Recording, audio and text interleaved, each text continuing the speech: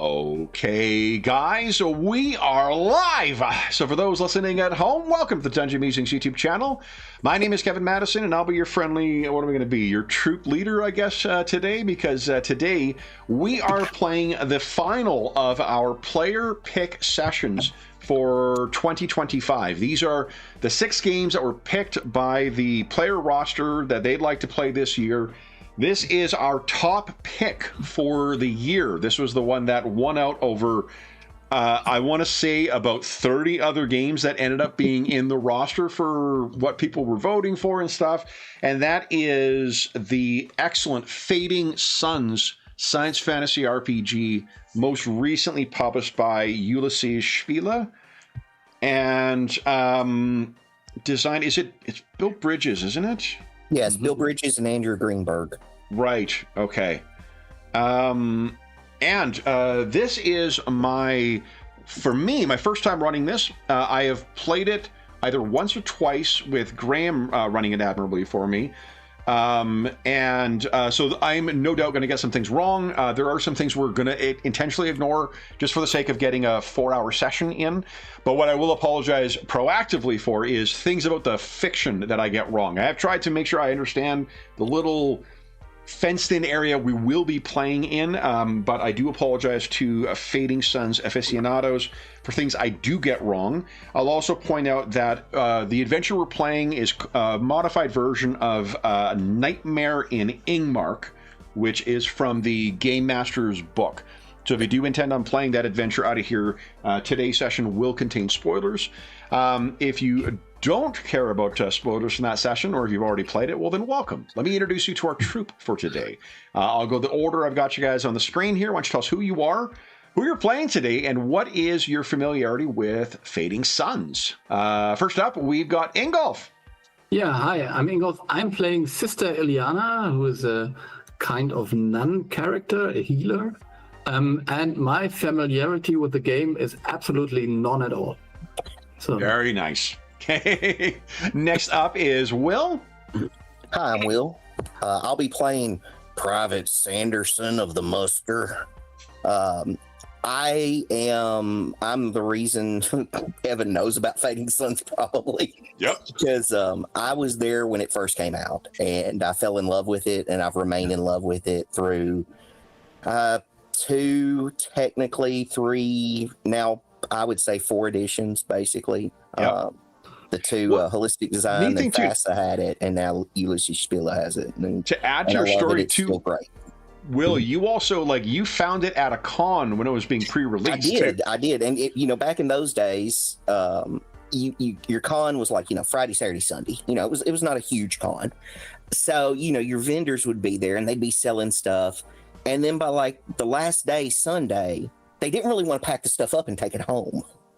So I got everything that was published at that point for half price.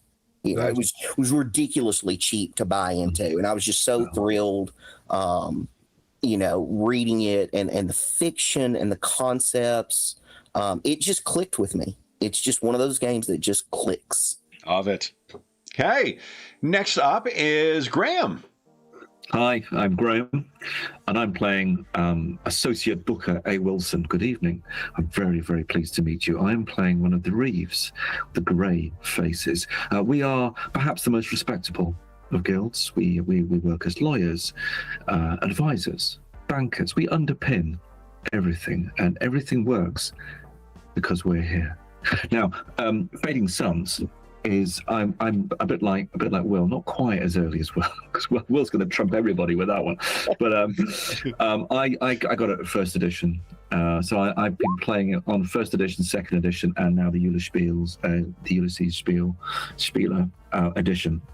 And I'm like Will. I love the game. It has so many elements, but they all kind of actually fit together really, really well, and it creates a fantastic sort of kitchen sink space opera, sort of with a underlying medieval feel to the science fiction, and that juxtaposition between the sort of medievalism and the science fiction is awesome to play in. So I'm really looking forward to actually playing it. So thank you, Kevin. Nice. Yes. And last but certainly not least is Sean. Hello, I am playing Lady Zoetta Hawkwood. It is a prestigious noble house that I'm sure all viewers have obviously heard of. I am here to represent that house, to bring some order to this disparate crew. And 30 seconds into Golag. nobles are nobles. Nobles are nobles. Noble gonna noble. Yeah, nobles are awesome. noble. Yeah. And what about your familiarity with Fading Suns? The first time I played it, I played it twice at a con in person, which is a pretty interesting experience, just because there's so much to it, and you get to handle all this. You get play mats and coins, and it's pretty unusual for an RPG. I mean, if you're playing a board game, that'd be normal, but this, you're like, whoa, what's all this? You get some of this, and you get some of this, and you get some of this. You're like, seriously? It's like there's just a lot going on, and they're like, no, you can't put it over there, and it kind of looks like a blackjack board, or more like a craps, actually, like a craps surface a little bit. So anyway, so I was kind of, and a friend of mine was running it, and he was totally into it. And so yeah, it was cool. So from that moment on, I thought, like, this is pretty intriguing. Like, it has a very kind of draws you in a little bit, because there's a lot going on. Yeah. And in a one shot, you can't, it's hard to get your whole arms around it, but you get just enough to go, that's pretty interesting. That kind of. Yeah. I think, like, for some, I was contemporary of the game and just never really checked it out, because I felt like, well, I've already, 40K was my Gothic, future thing. It's a very, very different setting than 40K. Like, there's elements that are similar, but only because I think there's some inspiration of kind of a Gothic techno future that carries over to both. I think I thought about that earlier, Kevin. I was thinking about that, and I think the real thing that separates Fading Suns and why I personally prefer it, Fading Suns has hope. There's no real hope in 40K. Yeah. No. Right. I mean, there's the Tau. Right. In my mind, the way I read it, the way I look at it, I think that's what really appealed to me. Nice. Yeah, that I've never been a big Warhammer 40K guy. Just haven't been. It's just me. Awesome. I need to really make some rearrangements for our Wednesday sessions then, because our I knew he was gonna use my that planned Warhammer story. Just kidding. Okay, so guys, our scene opens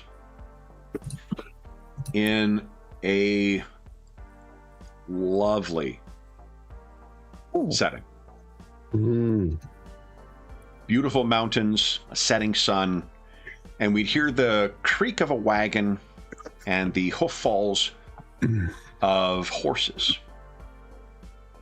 As we would pan back a bit, what we would see is there is a wagon, and I mean wagon, not carriage, wagon on which we have three of our group, Sister Eliana, Private Sanderson, and Associate Wilson or Associate Booker?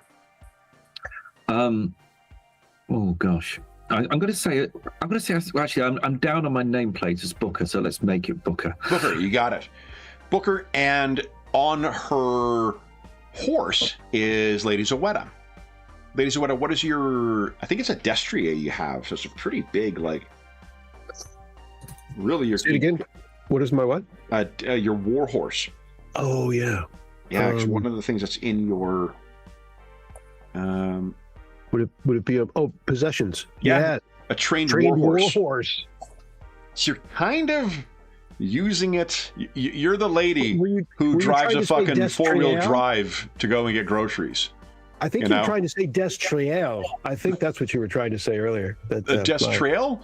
No, you're the name of the horse that I didn't recognize, but now I'm tossing back at you. The Destriel, apparently. Oh. The name of the trained war horse, the fancy word. Yeah. Okay. What does your horse look like, ladies and gentlemen? It's big, impressive. Just a full, well-rounded, like, trained war horse. Do you have any colors in mind or distinctive markings? Dark brown. particularly dark in its coloring, and long mane, like a well brushed, hanging off just one side, as you do, and I imagine it's always there's probably a pretty ornate saddle with the crest on the pommel, of course, obviously, the Harkwood crest, and she rides like she does that. She's got that little, you can kind of tell when someone's been on a horse quite a bit and they have that cant, unlike someone else that's I'd be rattling around, right, where she's just like doot doot doot, so it's and the horse looks very confident. And the horse looks very expensive, and I think Booker will even now be just going through all of that and saying that's a lot of Firebirds.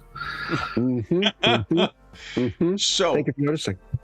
What we would hear and would draw everyone's attention is a roaring sound from the far side of the mountain, and what you would see a spacecraft taking off and making its way to orbit. There is a space station around the planet as well. We are on the planet of, I believe it's called Hargard. Oh.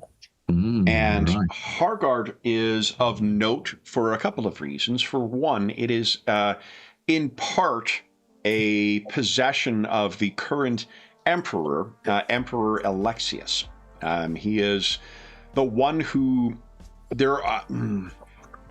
the way to think of the conclusion of the most recent round of conflicts could be thought of as an agreed upon peace, because there is a separate rival kind of interstellar polity that isn't necessarily organized, but like a different culture called the Vuldroks, and they're really most easily thought of as space Vikings. So there's space Vikings and there's the space Byzantines, and the space Byzantines made peace with the space Vikings. The reason that's important for our story is because this planet is not entirely turned over. It was a Vuldrok possession and has not been entirely turned over to the Imperial control. One of three continents has been turned over. That is where you are, but even that is subject to some contingencies and some mitigations. The peace that was won with the Vuldroks was through marriage, as often these things are, but that marriage did not result in a conquering of the Vuldroks. Now let's just get some dice rolling and perhaps get some victory points into some banks here. Yes, please. I'd like everyone to give us a let's see here. It is a either academia or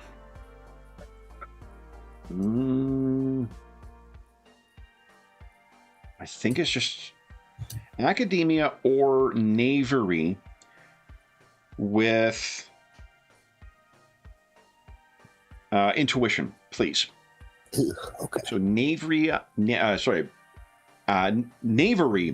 or academia with intuition. Now I'm going to favour knavery, but I don't want anyone to make any rash assumptions because I'm doing that.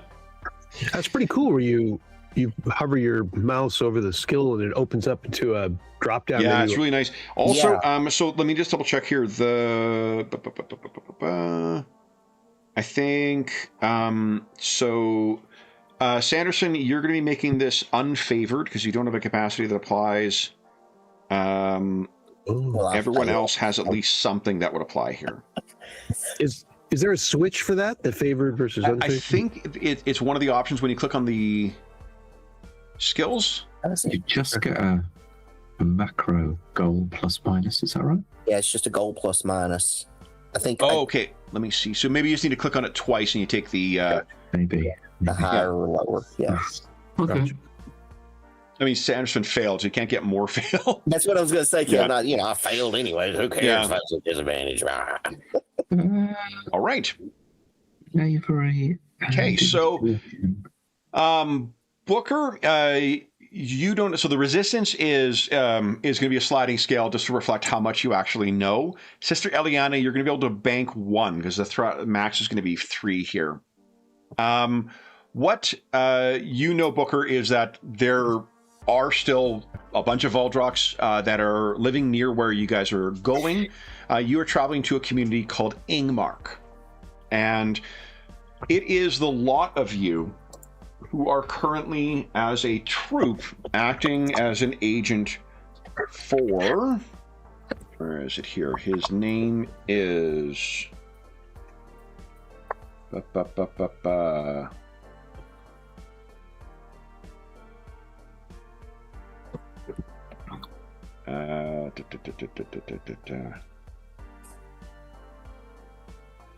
Sorry, I thought I had it written down here. Whomever your patron is a member of House Hawkwood.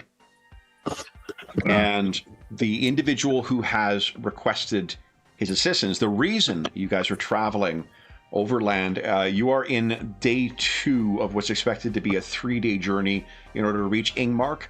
It is very far north in the one continent that the Emperor controls, and I say controls, and it is far to the east of that continent, so it is very near the tip of where some mountains are.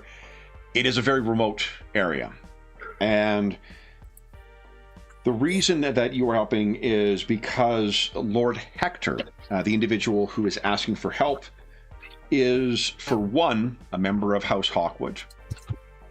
Emperor Alexius is likewise originally from House Hawkwood, but of course, being the benevolent ruler he is, he no longer has involvement with his former noble family. Nudge, nudge, wink, wink. Yeah.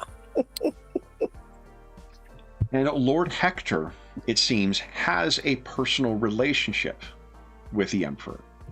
And so the extraordinary lengths of sending all of you to deal with Lord Hector's problem is understandable, because he is a favored individual in the Emperor's eyes. The task that has been put before you is a relatively simple one. They have a monster. So you need to arrive at Yngmark and deal with their monster. There is a small complicating factor to that, because while he has the title of Baron, it's not actually his title as recognized on planet, because they still favor the Voldrok versions of it. The Voldrok are still very much the predominant culture here, and they still have a number of... they haven't quite necessarily all gone along with the idea that this is now Alexius's empire.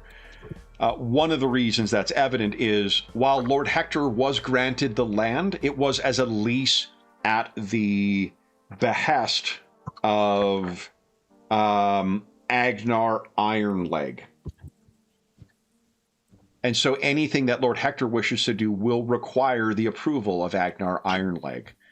The other thing, he has no militia.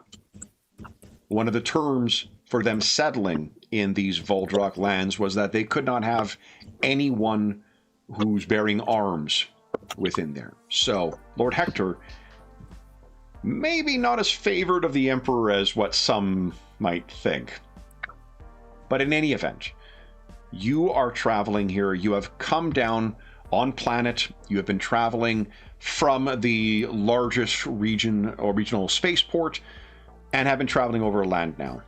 You have found that this is a very modest, and for those of you who have not spent time among the Voldroks, it is a very Voldrok land. Booker, I think your role, Sanderson, as far as is concerned, you can feel free to, knowing that you know the setting too well, buy into any of the overt stereotypes about the Voldroks. You did not get any of what is expected to be right. And for those who aren't familiar with the muster, basically he's from the Mercenary Guild. So he is a former member of the Mercenary Guild, now freelancing with your troop. Booker, I think that you know that there is still certainly a Voldrok presence here. You've got a sense of the dynamics that you need, and I think that you also have at least an understanding that they still want to get along. Just because there are conditions on the Earthers settling here, it doesn't mean that they're necessarily unwelcome here. Sister Eliana and Lady Hawkwood, what you are aware of is that you are traveling near some of the mountain ranges where the rebels have taken up. As I mentioned, not everyone necessarily agrees with turning over a continent to the Emperor. And as such, there are Voldrok leaders who are quite popular, who have made their way into the mountains, and it's said are slowly building a resistance. And that is, while there is a beautiful sunset that is kind of nestling itself behind those ranges, you know that those mountains are also quite full of fairly dangerous techno-Vikings. Do you guys have any questions about what you've learned?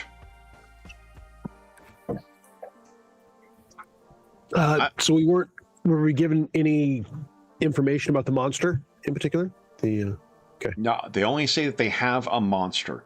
What that might be, there are some quite dangerous local predators. If you take the most deadly bits of a dire wolf and a saber-toothed cat and put them together, you might find what the Hargard wolf is like. There are similar nasty critters. There's also superstitions too about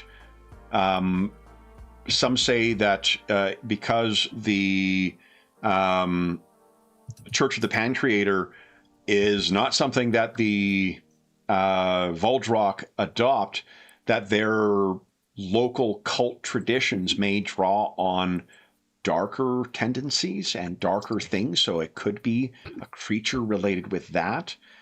Could also be, there are a number of veterans of wars that are here. It could be something that is a legacy of those years of conflicts during the, is it called the Emperor Wars? Is that right, guys? Yeah, I see a nod. Yes, you are correct. Yeah. So there's been a lot of conflict. This is also close to Voldrok space, of which very little is known outside of the Voldrok. And unfortunately, your troop does not include any of those folks. So there could be some strange thing that's been brought in here. At present, you haven't learned anything, but while you're overnighting at one of the hamlets that you'll be visiting, perhaps you could talk to some folks, may learn something about what to expect from there. Have you done anything thus far? You have been, as I said, 2 days on the road. Do you think there's anything you've done to try and learn further information, to get a sense of the place? I can tell you that it is cold and it is crisp. Crisp in the sense that it feels like this is untamed land. Although there has been people here for a very long time, it is very easy. Even in the world, like in the world of Fading Suns, there's a lot of planets that have vast open, barren areas, whether because they just haven't been settled or haven't been ignored, or because they are a legacy of the collapse of the Second Imperium? Is that what it's called? Second Republic. Republic, okay. Yeah, it was Second Republic. When the Second Republic fell, there was sort of a dark age afterwards. There's also that kind of stuff. This feels almost untouched in some areas. So it is a very primal landscape that you've been traveling across. if there was not a road here, it would be very easy to think that you were lost in the wilderness. Yeah, did you pick just yet another place that looks like the Calgary, the Alberta foothills? Canada content. Kind of my my niche. Yeah, that's your wheelhouse. Exactly. These are noble. These are to be seen now. I am advised by my guild as noble primitives, who are seeking the light now, seeking the light of the imperial world, which is excellent, and that should be encouraged, especially since they have tirelessly raided our borders prior to that. So it will be an interesting time here. And I think understanding a little bit more about maybe Agnar Ironleg is what I would be trying to do, just to understand his reach, his popularity, whether he is like a rough warlord who rules with a fist of iron, or perhaps is a popular local Voldrock sort of folk hero type leader. So I probably might be just sort of trying to find out more. So on our journey, perhaps my conversations would be around just trying to find out more about Agnar. Sure. Why don't you give us a what do you think here? Charm, definitely. Yeah, like presence and charm. I love it. Yeah. Yes, I'll give you one of those. Go ahead, and I should hold on. I should give you the resistance here. Oh yeah. Hang on. So it's just gotta get. Let's make it 3. It's somewhere between. It's not hard necessarily, but. Sorry, I'm just getting down to presence. Sure. I'm going to click on it. Go, but now it's just submit. Let's see if that works. No, 3. Not great. 3 is what you needed. Yeah, 3. Yeah, 3 is. So I'll spend that. Nothing in the bank. I'll just spend it. Okay. So you also, not to metagame for you, barring there being some kind of incident between now and when you rest, remember, with a respite, you get your surge back. So you could, in theory, get your surge, and then either spend to get more information to increase the thing, or to bank some of that in your VP bank. Sure, I'll hold 5 for now. Hold 5, okay. So that would give you. No, I said no, I'm going to hold fire for now. I'm going to hold fire. Forgive me. Okay. Sorry. I don't know what come around the corner. It might be a monster. Yeah. So what you know is that the moniker that he has comes from a prone prosthetic leg that he has. That is The Voldrock are nothing if not a literal people. So, why do they call you Anders Schitz's pants? Fuck off. What you know is that. He has that. You know that he is openly antagonistic towards the non-Voldrock, the Earthers, but he also happily takes the bribes and the technology and whatnot that they have to offer. So it is someone who is viewed as a symbol of kind of like a Voldrock who has made an important place within the post-Alexius world, but certainly someone you can deal with from the perspective of an Earther. Yeah. What have the Imperial houses ever done for us? He loves belittling the Hawkwoods in particular. Yeah. So that is what you have learned. What about the rest of you guys? Anything you wish to have done? And feel free to play. I'm assuming you guys are all sort of been put together, and this is your first mission as a troop together. So you don't need to worry about like backstories or whatnot. You can just, because I think Sister Eliana is quite literally fresh out of the convent. Yes. So I'm very eager to prove myself, and these people who want to help elder ladies across the street, I'm looking for people to heal, because that is my thing. So if someone is at least coughing a little bit too much, I will offer them healing. That's very important. Yeah, if you want it, why don't you give us a maybe a faith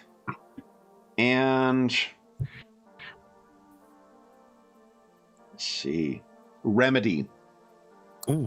Check, please.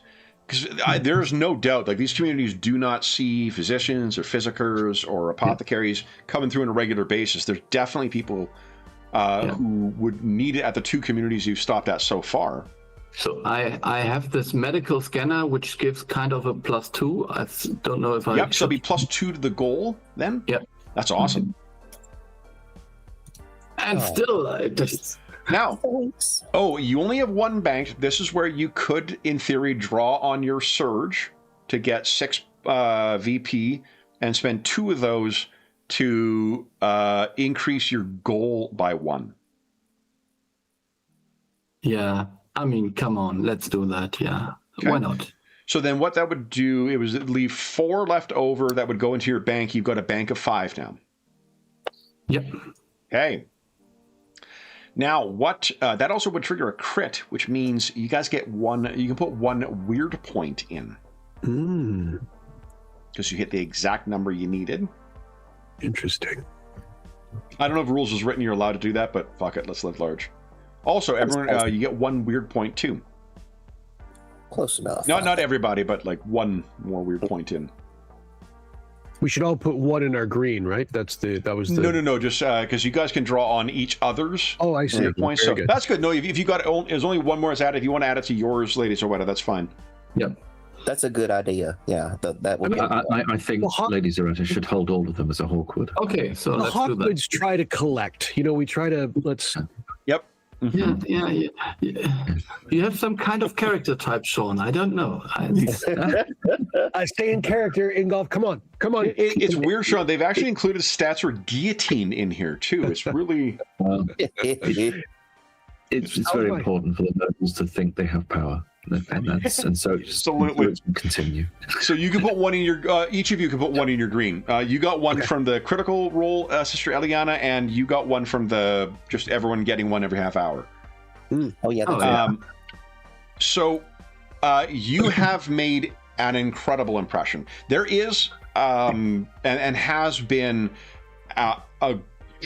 the 2 communities you've gone through, you probably have seen signs of the Church of the Pancreator up here, and they all look relatively new. Okay, so again, guys, hold on. Sister Eliana has 1, Lady Zoetta has 1, that's it. Oh, I thought you said everybody, Kevin. I'm sorry. Nope. No, sorry. That's my bad. That's okay. So, which is to say that all the stuff is relatively new. So the missionary efforts here are still fairly fresh. I don't mean like last week, but like this is early days of trying to make efforts of converting the Vault Rocks over, who have a variety of beliefs. There's sort of like, space quasi-Hinduism on this planet. There's sort of space quasi, Nordic beliefs on this planet, depending on what continent you're on. But you have made a phenomenal impression on the 2 communities you bind. There were some very sick people who, to their eyes, your use of this technology is miraculous. Do you wish to exploit that at all? Yeah, I don't really know how to, because my character also is very cloistered. So she doesn't really know. So she would look for maybe Samuel to offer some help here. So all these people, they are very friendly and kind, and they offer help to us, but I don't know what I should ask them for. So. Sammy, got any insight to that?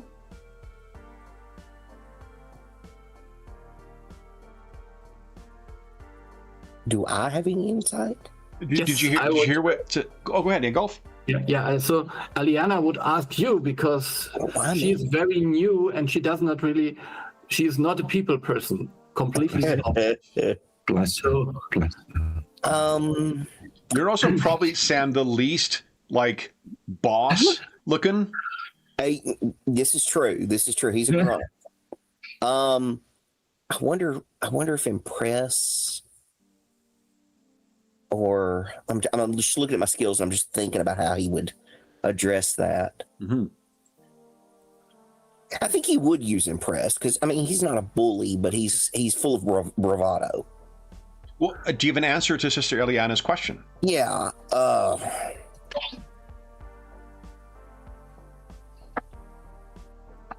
I think you've done fine with everything. I don't think there's anything to worry about. Okay. So The Reeve looks on with a broad smile. yeah, the Pancreator is very happy with my deeds, indeed. But so yeah, okay. So you think we should just move on and don't try to interact with the folks here? We've still got to find that monster. Okay. He says that kind of, nudgingly, because he's not fully bought into that at all. Okay. I think Lady Hawkwood would be full of unasked for advice to in a shepherding subjects kind of way. I think the sister needs to know how to exploit.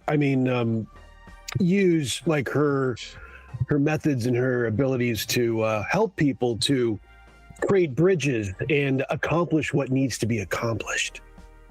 One thing you would pick up, Lady Hawkwood, is that it definitely is these communities that you're moving through.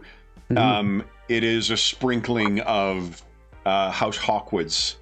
I don't want to say leftovers, but like there are some folks who are favored of Hawkwood who have been put in positions of these places, and they look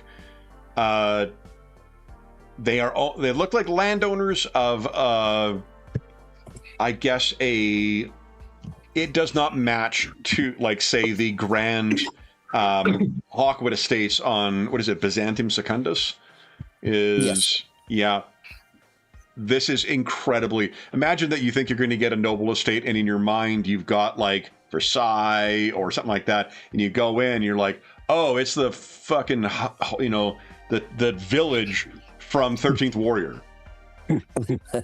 That is what you're passing through. So these are ninth cousin down. Got a yeah. got a little something. Yeah. So that is what you. So there is definitely an influence of House Hawkwood here, but the efforts at conversion are in early stages. Anyone else wish to do anything or have done anything as they've been making their way through here? If she previously knew anyone, if there was any relationship she had with a Hawkwood, she would want to make contact and have a chat. Sure. Let's use I think impress and perception, maybe.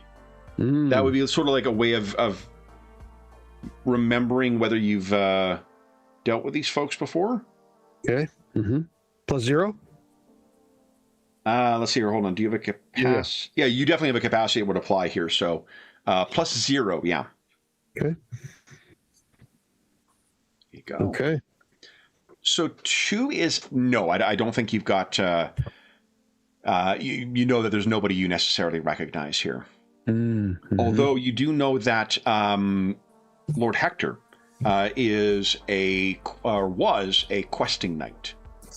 So he was one of the folks who swore himself to serve at,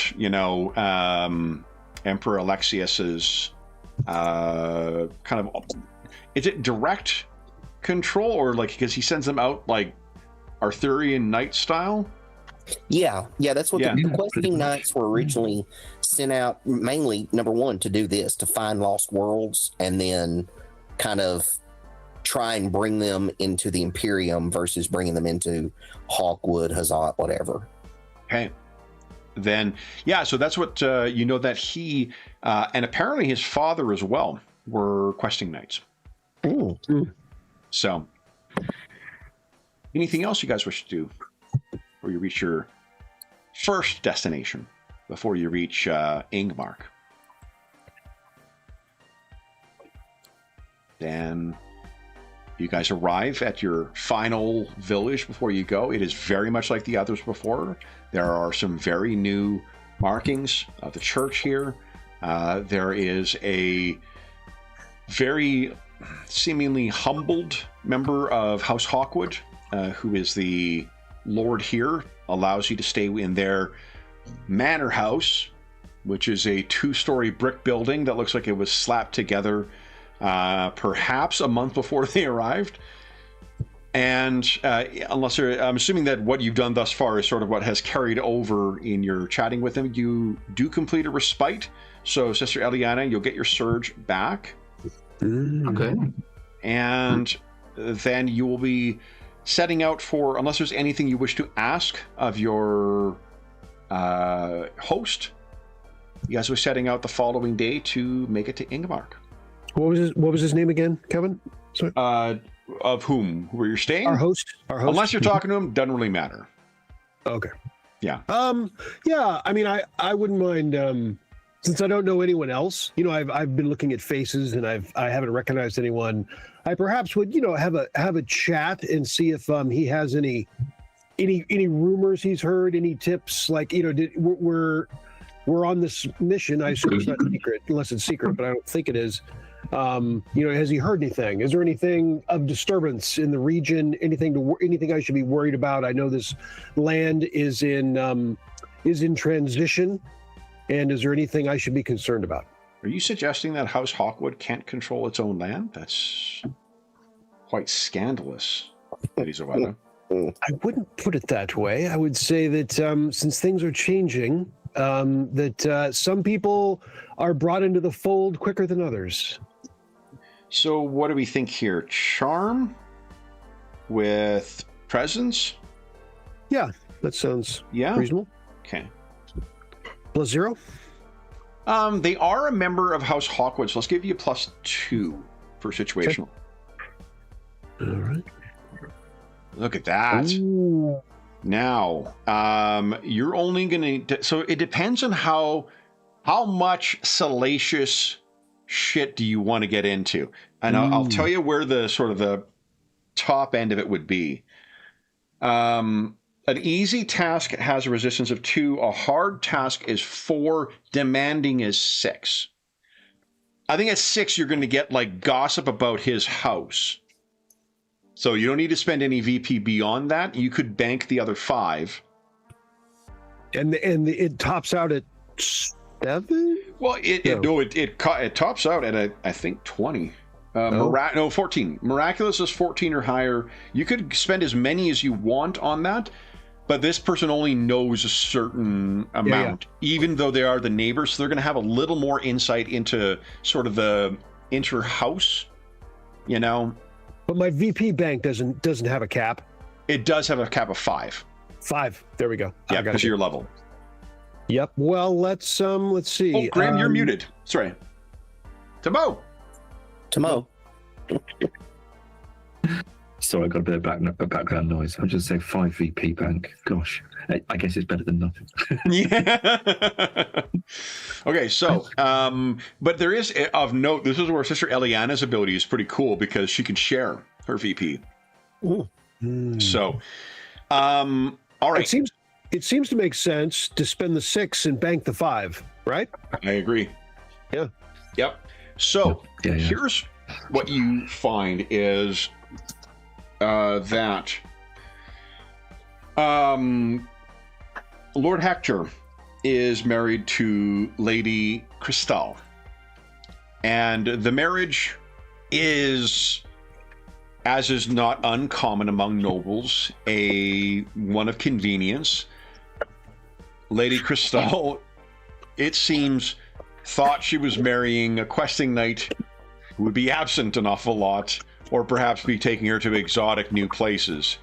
They now find themselves in Yngmark, a place in what is really Vuldrock County, with no men-at-arms, with very limited amenities.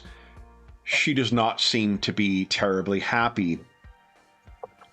Although there is an engineer there who seems to have offered her a great deal of comfort. Mm. Mm-hmm. Mm-hmm.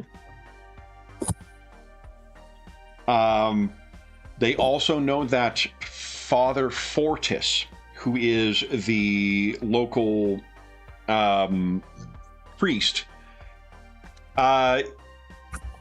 he seems to have an approach to conversion that he is correct, and if you don't recognize that he is correct, then you are a fool, and he will happily tell you that. Of the 16 families that make up 15 families that make up the farmsteads around Yngmark, 11 of them are Voldroks. And by no means are even half of them converts. And as a result, Father Fortis spends a great deal of time hectoring and pestering them about their own native beliefs.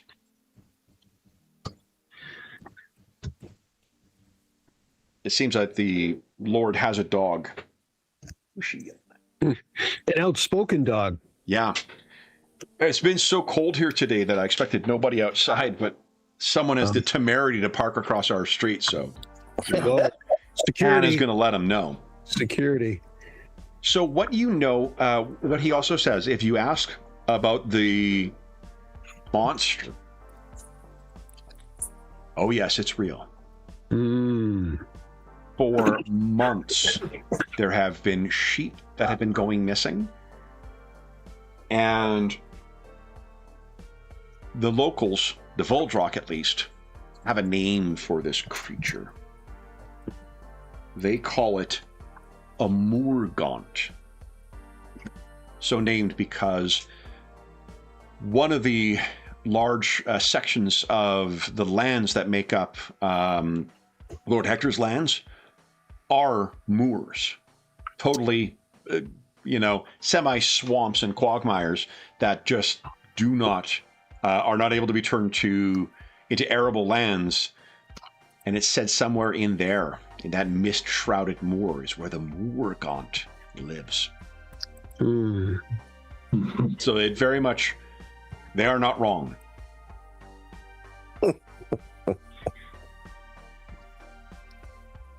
Any other questions? So I was hoping the monster might be sort of allegorical, or perhaps, the construction of an idea that has gone wrong and needs to be addressed. It seems to me that we are actually dealing with a monster. There are the Voldrok are a simple folk, and they rarely speak in other than plain terms. There is most certainly a monster. Fortunately, no lives of men, women, or children have been lost thus far, but that is the fear. The Moorgaunt, it seems, if pressed to harm or to lengths of hunger, it may turn on the individuals. And curiously, it has not preyed on my lands.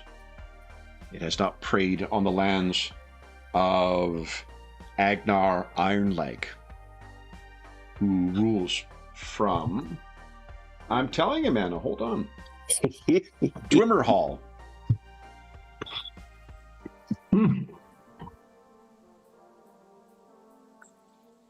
Your task is to hunt this monster, my lady? It is to find out about it and to deal with it. I hope that you have brought something to keep yourselves and your horse, your lovely horse, warm. Winter in Yngmark is unpleasant, and traveling the moors, it is challenging to stay dry. Well, we may need perhaps some blankets from you, or otherwise, if you are able to provide them. He kind of looks at you. You, of course, have the money to pay. Of course. No. What do they call flames? What's the money? The unit? Firebirds. Firebirds. Yeah, you have 5 Firebirds. You want me to start intimidating people now? I think Booker's got actually a sweet little haul to start. Of course he does. He's a Reeves. 300 Firebirds. So. Fucking Reeves, man. And we don't have any equipment, I assume, or not? Yeah, not, what's listed on your character sheet? Yeah, It's currently 305 Firebirds. Actually, that's just accumulated interest. Taken from Lady Zawada. Let me carefully hold those. I'll make them increase. Okay. Yeah, I'm good for blankets if that's what you require. What the heck? Yeah, I don't get that reference. You are good for the blankets. What do you mean? Oh, I'm sorry. I shall. The beneficence of a blanket is possible with the passing over of some Firebirds to pay for them. Whoever the Lord is, he would say, like, well, surely Lord Hector could supply these for you. And clothing appropriate to this. He has a stable of horses as well. Do I see any problem with that? Is that what I would think? Is that? Yeah, no problem. I'm better than that. Just got a bunch of blankets. What are you going to do with blankets in the winter? We'll try Hector. Yeah, that sounds. Of course. I'm sure what would Hector be to me? I mean, is there any relation whatsoever? Or is it just family? Right? Both servants of House Hawkwood, but House Hawkwood's probably got, I don't know, like a fucking million spread across the galaxy. When the Emperor was a member, it's sizable. Right. Good point. Indeed, I will talk to the Baron. Excellent. Okay. I'll point out your rank is 1. You are a knight. Gotcha. That is of 5 possible ranks. But upcoming. Oh, maybe even more. Hold up, it's on the searching. 6 possible ranks. I could be wrong. Yeah, 6. So you are a knight. That is of 6 possible ranks. So you're a noble, which puts you a step above some others. But like as soon as you get into the noble game, that is, small fish. But I'm a knight in the sticks, though, out in the woods. So perhaps come on. So, anything else that you guys wish to discuss with your host before you set out for Yngmark? Yeah. So you say sheep have gone missing? Indeed. How many at a time? 1 at a time. Per night? 1. And not regularly. Only at times. So, in a week, how many might go missing? There has been... truth told, those are questions better put to Lord Hector. I understand there is inconsistency, which adds to the mystery. If it was a beast simply praying, you would expect that it would grow comfortable and continue. Months would go by without any strike from the Morgaunt, and then 3 times. All right. Yeah, we need to talk to this Baron, my lady. No question. We will have to make contact, get provisions, any more details he may have for us. Were we expected to check in with him once on planet? Was that a thing, or? Yeah, you got to check in with him, and then you need to get the approval of Angmar. Angrar? Agnar. Indeed. I was going to say it different every time. Gangnar. What did you say? Yeah. You're going to need to get the approval in order to do the hunt from Agnar Ironleg as well. Indeed. All right. So then, any other questions for your host? Have you met? Do you own any blankets? Have you met this Agnar Ironleg? Of course. How have you found him?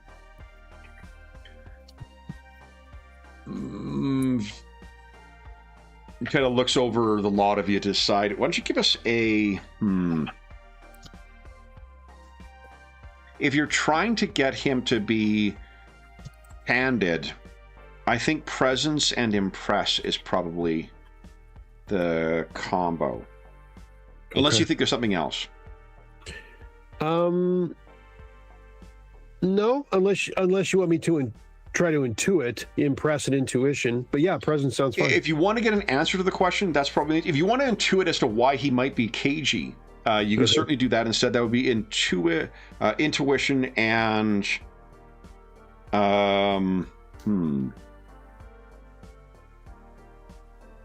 Be intuition and impress? Yeah, okay. Plus 0? Plus 2. He is House Hawkwood, after all. All right. Oh. He's cagier than I expected. You could spend 4 of your VP to make that a success. I see. Yes. Let's do it. Okay. Then I think... I'm probably doing this wrong. I think that makes it a crit then, because you hit the exact number you needed.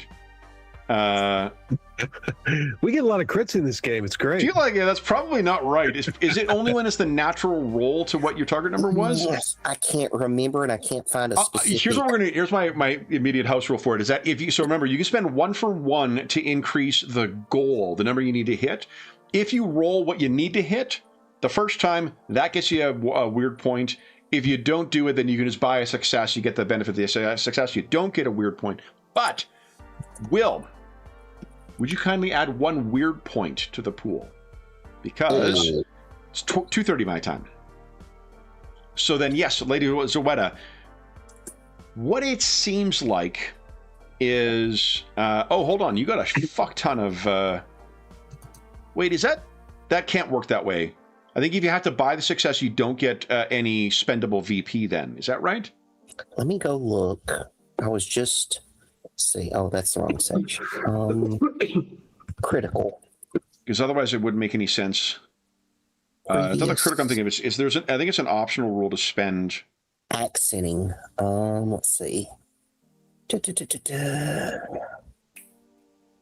accenting can't produce a critical. Goal numbers. Critical hit occurs on a 19. Optional rules. It's above 20. Success.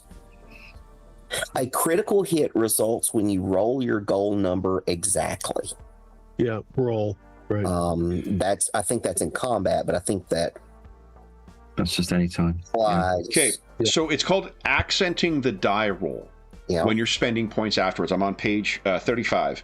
Mm-hmm. You can reduce after the die roll. You spend 2 VP per -1 applied to the roll. If you need a 10, you roll a 12, you must spend 4. It turns it into a success, but it generates no VP. So you effectively get enough to get the resistance you need, but you don't get any extra VP from it. So that's the downside. You spend the VP to get a success, but you don't get anything else to bank afterwards. So what that was a very long way of saying is, yes, there's no crit from it, and you can spend it, but you don't then get the extra VP you could bank. What you can spend ahead of time for cheaper, right? Half the price if you want to do ahead of time for cheaper, which could still trigger. Like if you had spent 2 beforehand and then rolled a 16, you would have got a crit. Right. Yep. And then you would have got 16 VP. Right. So, what you this guy is likely being cagey, talking shit about this guy because it's his lord too.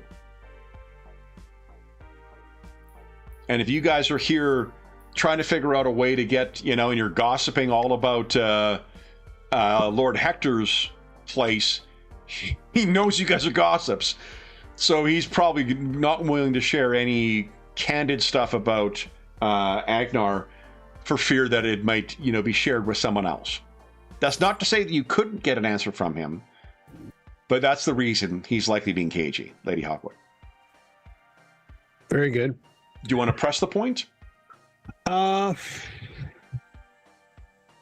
I will tell you that Booker, I think, is a better chit-chatter than what you are.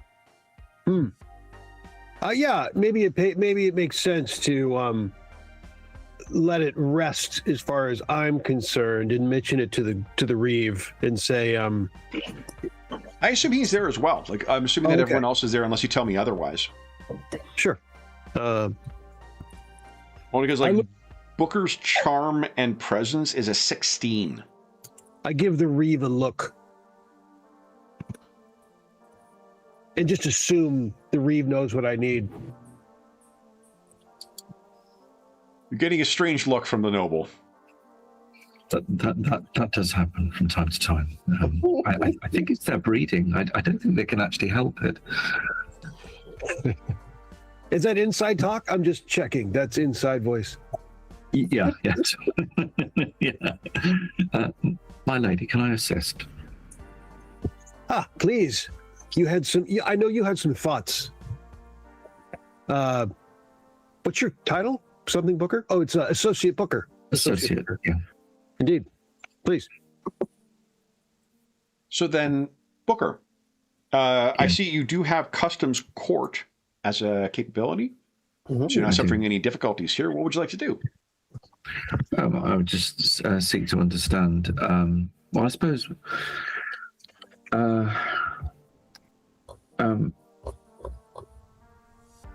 It seems unfortunate that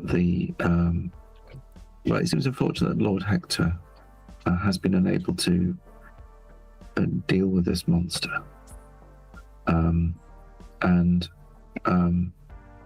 its predations have obviously been quite widespread, which is again terrible.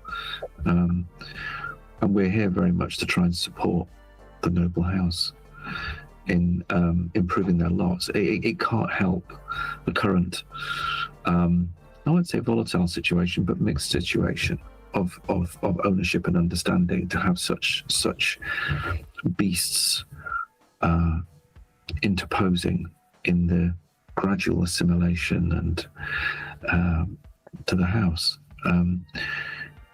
Has this beast, this monster, it eluded the questing knight and their attempts to finish it? Well, as is the custom among many of us who have settled here at the benevolence of the Emperor, we have no standing militia. It is us. And while Lord Hector is a questing knight, Lady Cristal has been insistent that he not pursue the beast himself, if not only for her, for his infirmed father, Archibald, resides with them as well, and the Emperor's wars were quite taxing on him, and his mind is very troubled. If she were left with only Archibald and herself, I expect I would fear to think what may befall the household, and so he has not pursued this beast. It does speak, though, a Reeve, a fellow member of House Hawkwood, and a muster, member of the muster. This, I wish I was viewed as favorably as what Lord Hector is, to merit such response. I can only say that it speaks so highly of Lord Hector's activities as a questing knight to the Emperor. True. True. And so, you know, and so the world turns. Indeed. The Pan Creator gives problems, and it seems a commensurate measure to deal with those problems. Eh? Indeed. Indeed. And he toasts towards Sister Eliana. It's the first sort of lip service to the Pan Creator you've heard from this fellow since he arrived. So, anything else you wish to ask of this guy?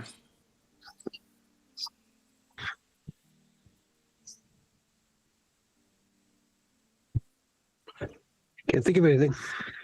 I think I would just give the Pan Creator's blessings again, because he was so generous, and I think I would give it twice, maybe even, because of that.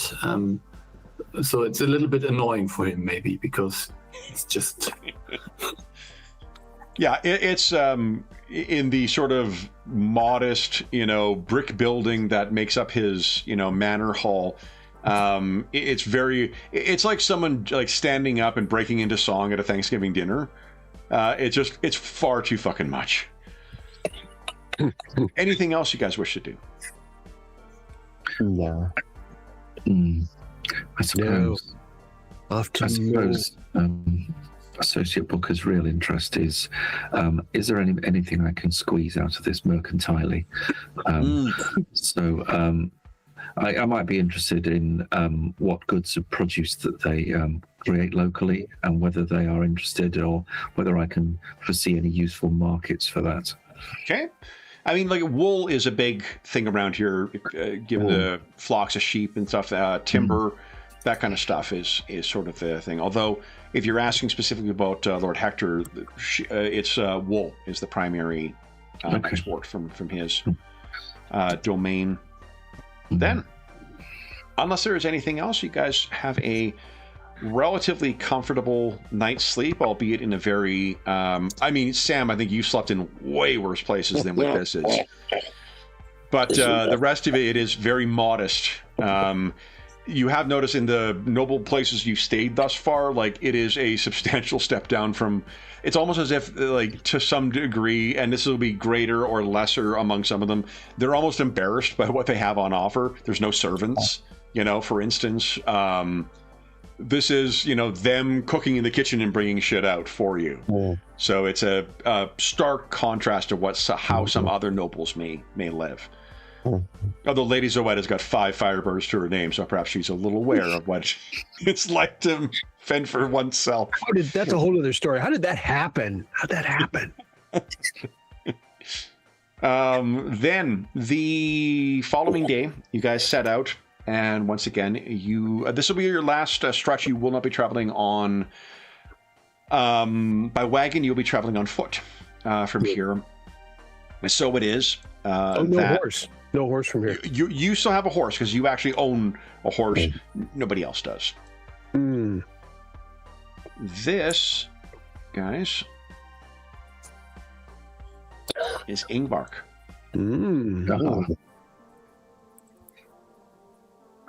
Oh, how charming. Is one thing that is missing from the illustration, though, is for one, you would be passing a number of farmsteads. So you'd probably, several miles out, you'd first hit some farmsteads and see what is clearly folks dressed like in the Valdrock style, who are tending sheep in kind of, very modest farming communities. You would see, as you're approaching here as well, there'd be guards. No, there wouldn't be, because there's no fucking militia. They've got the wall, but they got nobody really to guard it. And you would see again another like brick house. Whatever the, like when this is more of a North American thing, so maybe the others may not be able to attest, but you go to a suburb and every fucking home looks like it's drawn from like 3 different designs.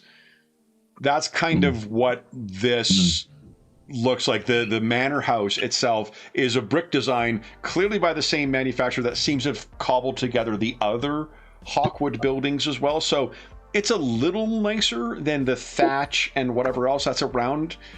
There is what's effectively like a wicker cabin with a symbol of the Pan Creator out first, which looks to be the church. Ooh. And then there is the brick building, which is Lord Hector's home. So as you guys are coming in, you can hear people are shouting, like they saw you, I guess, from a lookout. And the first person you encounter is 12 armed Vulture. No, I'm kidding. Who comes running up to you is... Where is he here? It is a young lad. Probably like 9 or 10 years old. And hold on, where's his name here? I want to say Hans, but I'm not sure that's actually correct. Let's see.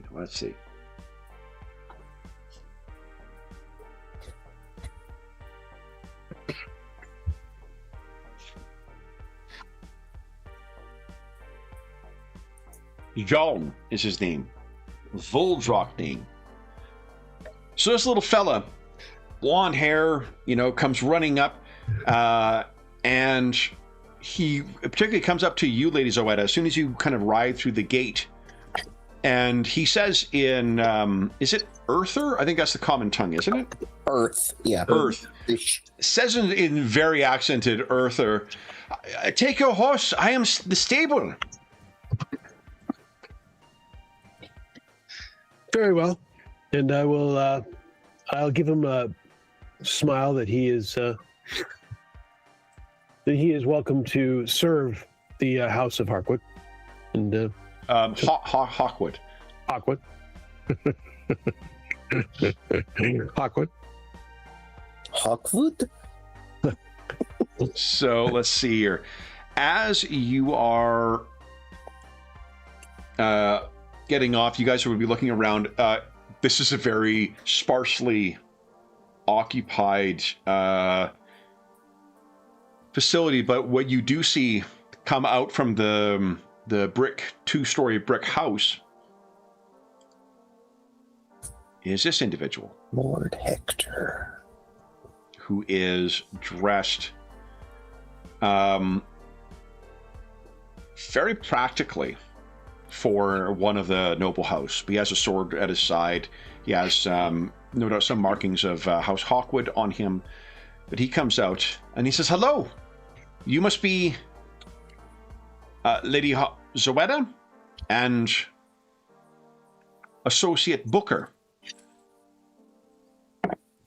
Yes, Baron Hector, it is our pleasure, and we thank you for the opportunity to serve.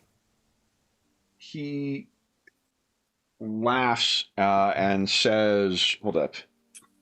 It is...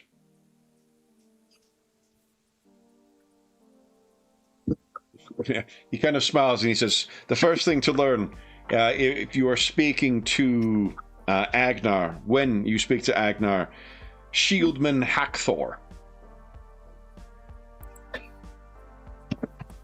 That is how they refer to me. Baron would be the imperial title. Shieldman is the customary title among the Voldroks. And he seems not to have quite mastered my name yet. So, Shieldman Hackthor. Very pleased to meet you. I don't think we've had the pleasure, lady. Indeed. I am Lady Zoetta Hawkwood, and it is... I'm sorry we have not met before. I've heard good things, and I am most happy to be in the service. This is Associate Booker. Associate Booker. Pleased to have a Reeve deal with this troubling difficulty as well. This is Yes. Go ahead. Mm-hmm. No, of course. And if there are any additional contractual difficulties, I would, of course, also be able to assist in any further negotiations in your lands. Oh, well, to speak your vernacular, this creature is quite literally eating into our profits. I see. As perhaps is evident, I am a stranger to these lands, gifted by, and you can see he's about to say Alexius, and then kind of corrects himself and says, His Majesty the Emperor. His Imperial Majesty the Emperor. And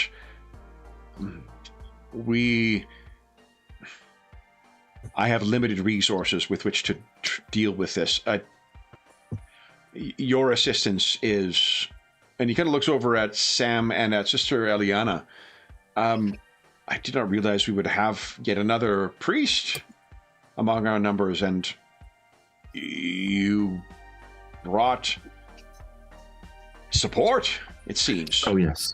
Yes, given the nature of the problem, we thought that somebody from the muster would provide a very, hopefully, direct solution to the problem. Pleasure to meet you, sir. And he gives you a military salute that would be appropriate for among the nobility. My lord. And he says, please,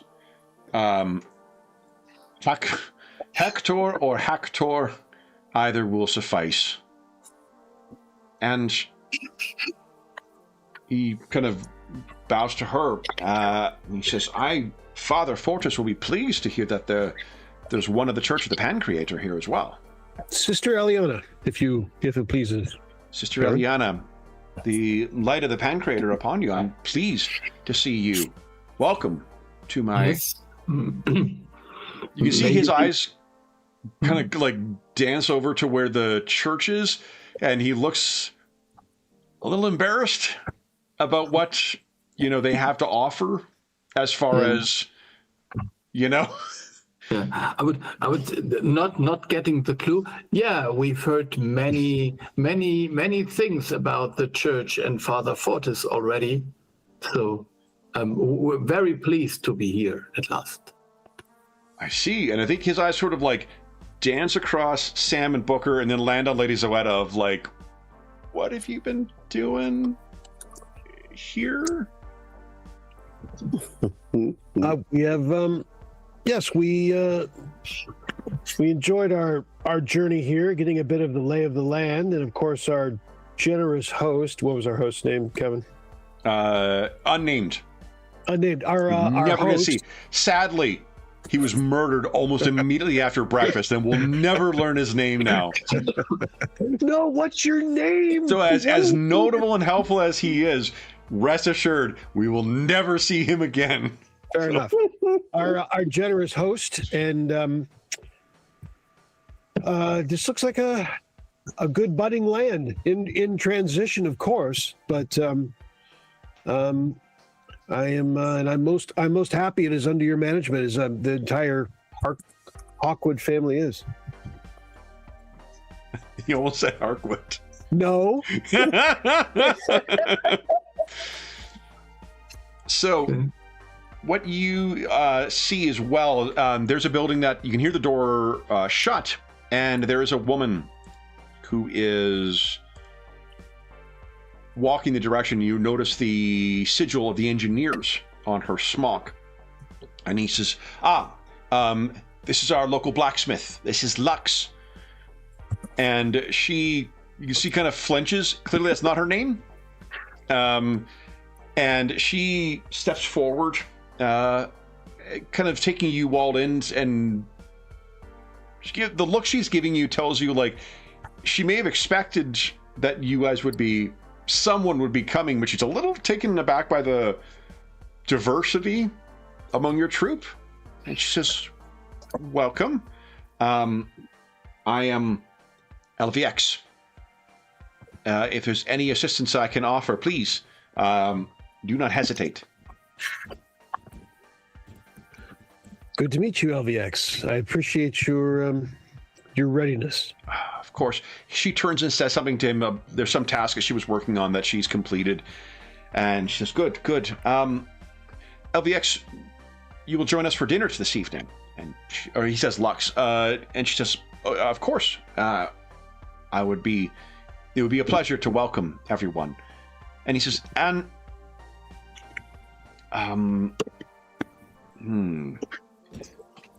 I think perhaps best I speak to Father Fortis. And LVX says, that would be best. You guys would know the Church of the Pancreator has pretty strong views on the use of technology in that you really probably shouldn't use it. Yeah, obviously. I mean, so there is tension between the engineers and the church to varying degrees. If you've got someone who thinks he's right all the time and is happily telling the Vuldrox how they should live, probably, does not mean for happy relations between an engineer and a member of the church. So she says, very good. Then a pleasure to meet you all. I look forward to meeting you, spending more time with you at dinner. Thank you, fellow Gilder. And you, Gilder. She's pleased with that. So, with that, my Lord Hector says, forgive me, you must be tired. Please, come in. And it's at that point you realize that there is, I do not have an illustration for her, but there is a woman of probably 10 years junior to Lord Hector, who is standing in the doorway, though wearing similar clothing and also wearing the mark of the of House Hawkwood. And he says, my lady, this is Lady Cristal. Lady Cristal, may I present Lady Zoetta Hawkwood, Associate Booker Wilson, Private Samuel, and he maybe gets your name wrong. Yeah. And Sanderson, the Muster, and Sister Eliana, the Church of the Pancreator. And Lady Cristal says, welcome to our humble home. Please come in. We will make you as welcome and as comfortable as we can. And turns and goes in, and there's that kind of like,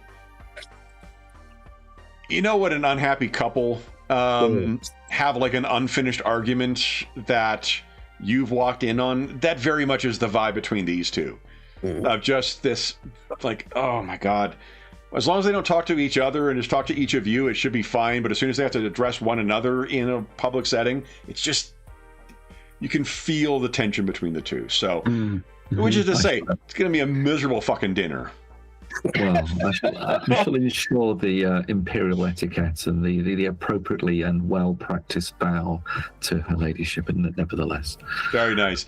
She is, I think that if there are any efforts, as you guys are kind of getting settled in here, if there are any efforts made to try and address her in the formal way or whatnot, she is incredibly responsive to that. She is very happy to be talking about that. To that point, why don't you give us a charm and presence check there, Booker. Let's see how that goes.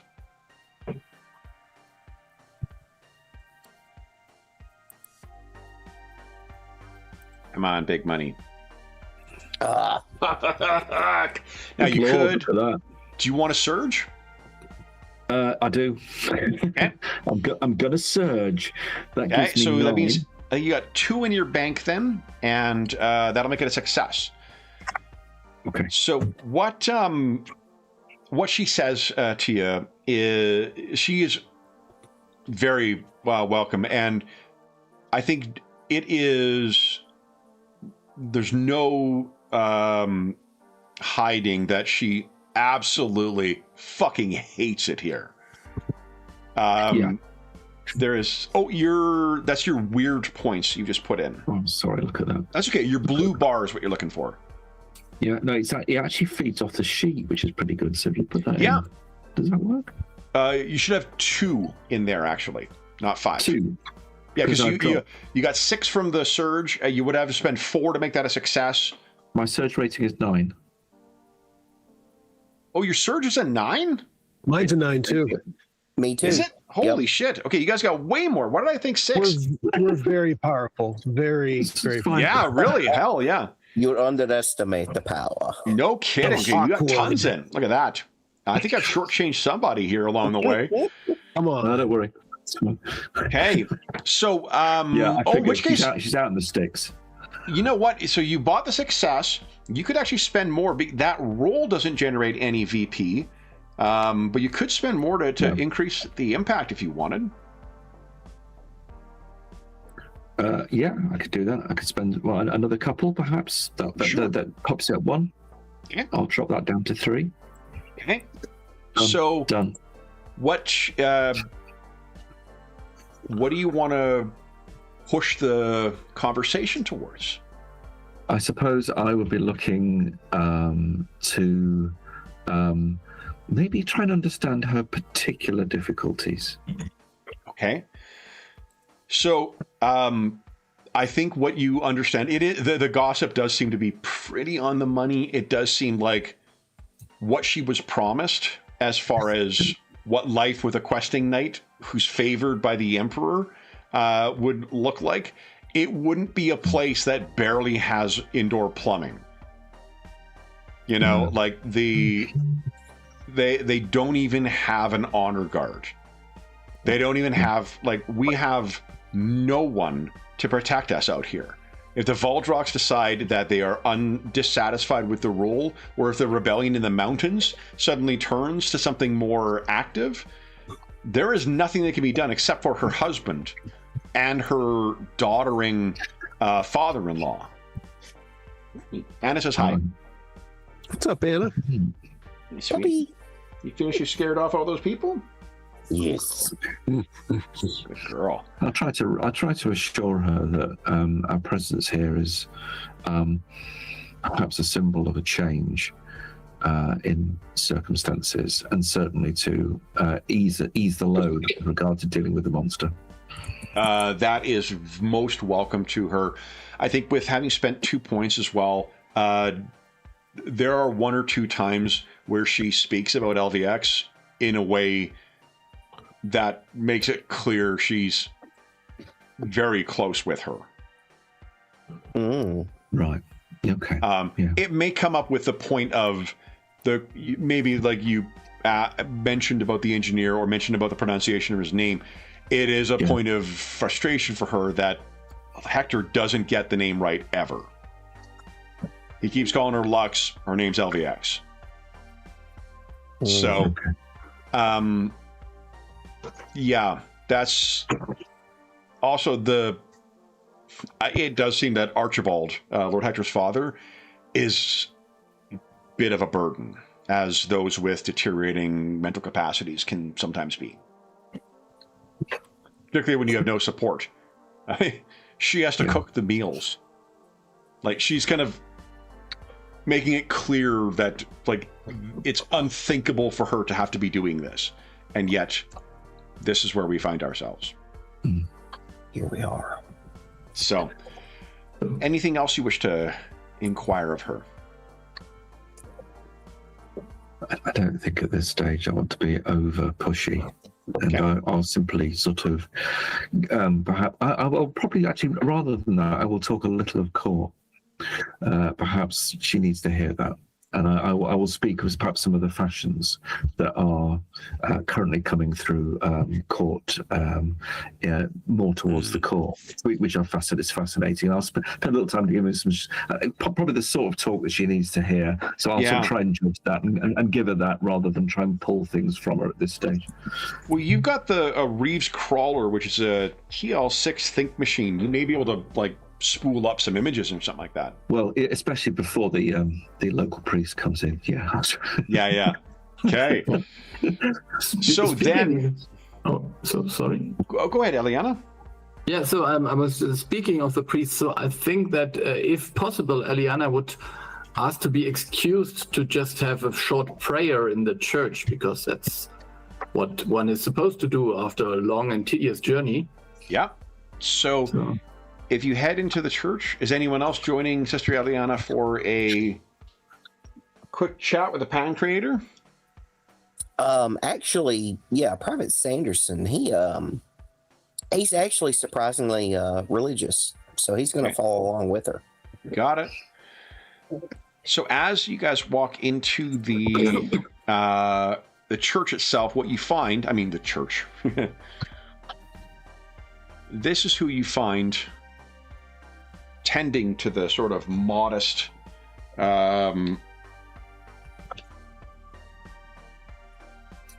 altar and prayer area is Father Fortis. And you can tell from his markings that he is from the Earth Orthodox kind of faction of the church. Mm-hmm. And he turns and sees you two in here. And at first there's a priest among you. The Pancreators love with you, Father. And with you, Sister. Mother? He's trying to... Sister Eliana, I'm just... Of course. And who is your protector, Sister Eliana? This is Private Sanderson. He is for my protection and also for what would she would say something about being modest, but there has to be someone who has to take care of all the evils that might occur on the way. So he's there. I see. I bet you are welcome in the house of the Pan Creator as well. Please come in. And yeah, we are only here for a short prayer, as we have successfully succeeded in getting here without any complications. That is good. There is, and he's kind of like studying whether he can take you into his confidence, and then he moves in a little closer. There is much evil here, sister. Much evil. Yeah, we have been told of a monster that is hunting the sheep. I think the true monster that hunts here, a religiosity. Heresy. Among these bulge rocks, this beast is a fabrication of their superstitions. It is no doubt some saber-toothed wolf of some sort, or some other beast that they have summoned forth, or which they simply have attributed this monstrous beast to. Or perhaps they take these sheep themselves for their own blasphemous rites. Oh, indeed, there is a monster here. It is a lack of faith. This is the first time I'm hearing that, so yeah, you will surely be right about that. Yes. Thank you, sister. It is so good to hear someone of the cloth, though of different beliefs. Yes, we all find the light. Yes, my way is the way of healing and being a humble servant. So I'm not here for the politics or to judge. There is no politics in this, not at all. And healing you speak of, is there no greater healing than healing the faith of those wayward sheep who take sheep and sacrifice them? And you can see he's as if like committing something to memory, as if like, yeah, this needs to get into the next sermon. Ooh. Yes, that's a very, very clear and understandable thought. Thank you again. Yes, thank you. I love the idea that like Sam may be taking this as her being sarcastic, but she's so fucking naive and out of the monastery that it's like she's just being... But yes, he says this. Then, if you wish to pray and you wish to minister to your protector, I will give you privacy in doing so. But yes, we shall. I must speak to the Lord. I should be at this dinner. Welcome to this heathen land, Eliana, Sister Eliana, and the grace of the Pancreator upon you, Private. You are doing the Pancreator's work, serving as a light and a source of arms in this black land. And he sort of rushes out the door, leaving the two of you behind. I turn around. What an impressive person. The most impressive people are oftentimes the least capable.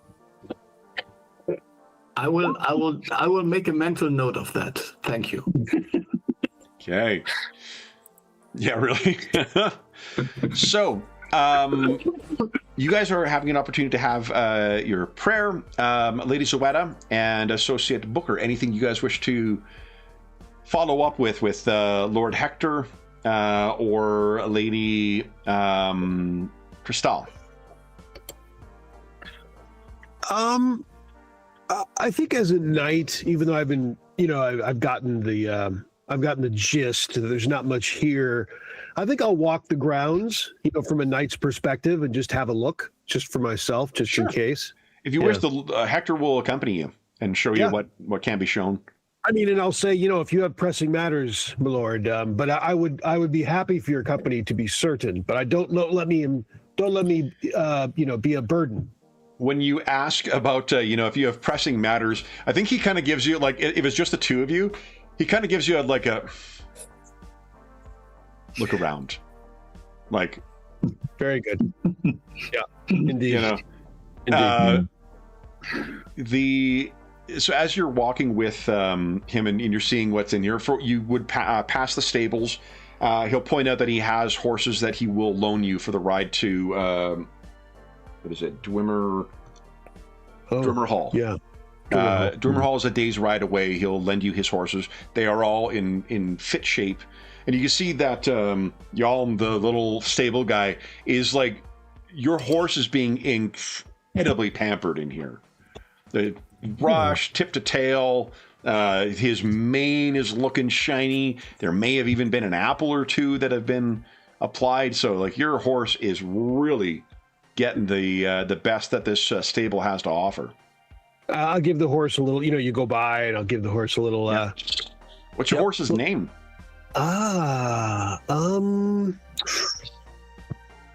Let's see. I'll take any suggestions. Let's, how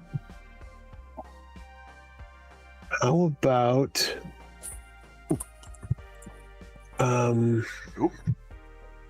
sure. Estrell sounds good. Okay. And I'll scratch him behind an ear, the favorite ear. Yeah, and Yelm says, he's the biggest horse. He's not an orphan. Do my Oliver Twist voice. And suddenly we are transported. You know what? Because Paradar, like, it's almost all fucking, Dick Van Dyke-esque accents for everybody you guys encounter. So, with him, he says, it's the biggest horse I've ever seen. Estrell is magnificent, isn't she? And I'll be stroking the neck. Oh, indeed, beautiful horse, and so cooperative. I was a little, I think she has a very sturdy face on for the whole, because we need to get the Hawkwood, get this all established. But now that they're kind of on their own a little bit, and this youngster's attentions to her horse breaks her down a little bit, and she goes, "How about we get you on top?" And she goes ahead and like laces her fingers and says, "Let's have you atop." He looks over at Lord Hector and nods, and up he goes. And if it's, I assume, is there? We're not going to make you a roll for there is a skill called Animalia, which I think is like animal handling. I think I'm decent, Animalia. Yeah. I'm not going to make you a roll for it because, like, we don't want you to roll crit and have the kid die. Like, oh yeah, the horse rears and it's all over. Yeah. So the Baron is stricken, injured, and the kid dies. No. Well, I mean, at the very least, the kid would end up with some sort of substantial limp, and his accent would immediately shift to Victorian orphan. So, what if you do, however, like do a little like clicking, like or whatever, the horse will kind of go out at your command. Yeah. And this kid is like, if you could bottle the joy that this kid has that at this opportunity, like you could power a city. Yeah, I mean it's breaking her down a bit. So she looks at her horse and then says to the boy, once around the stable, or like on the outside, and gives the horse a little pat so that the horse will Sure. Lord Hector says, an incredible steed. Estrella and I have been through much, and I appreciate her presence. She is an anchor, like I try to be in my role. And you. He looks out of the stable, out at the sort of view of his estate, such as it is, and he says, Lady Zoetta, you seem to be a veteran yourself. You did not seek land at the end of when Alexius's peace came? I guess I was more drawn in the direction you were, perhaps, Baron, in seeking a purpose and being useful, wanting to address issues as they come up for the family. Indeed. Family. I think maybe that's when you would see there is a man in a robe that maybe you first mistake for a priest of some kind who is doddering away at some garden, a small like herb garden that is set up. And then he seems to be chattering away to them. He's talking to the plants.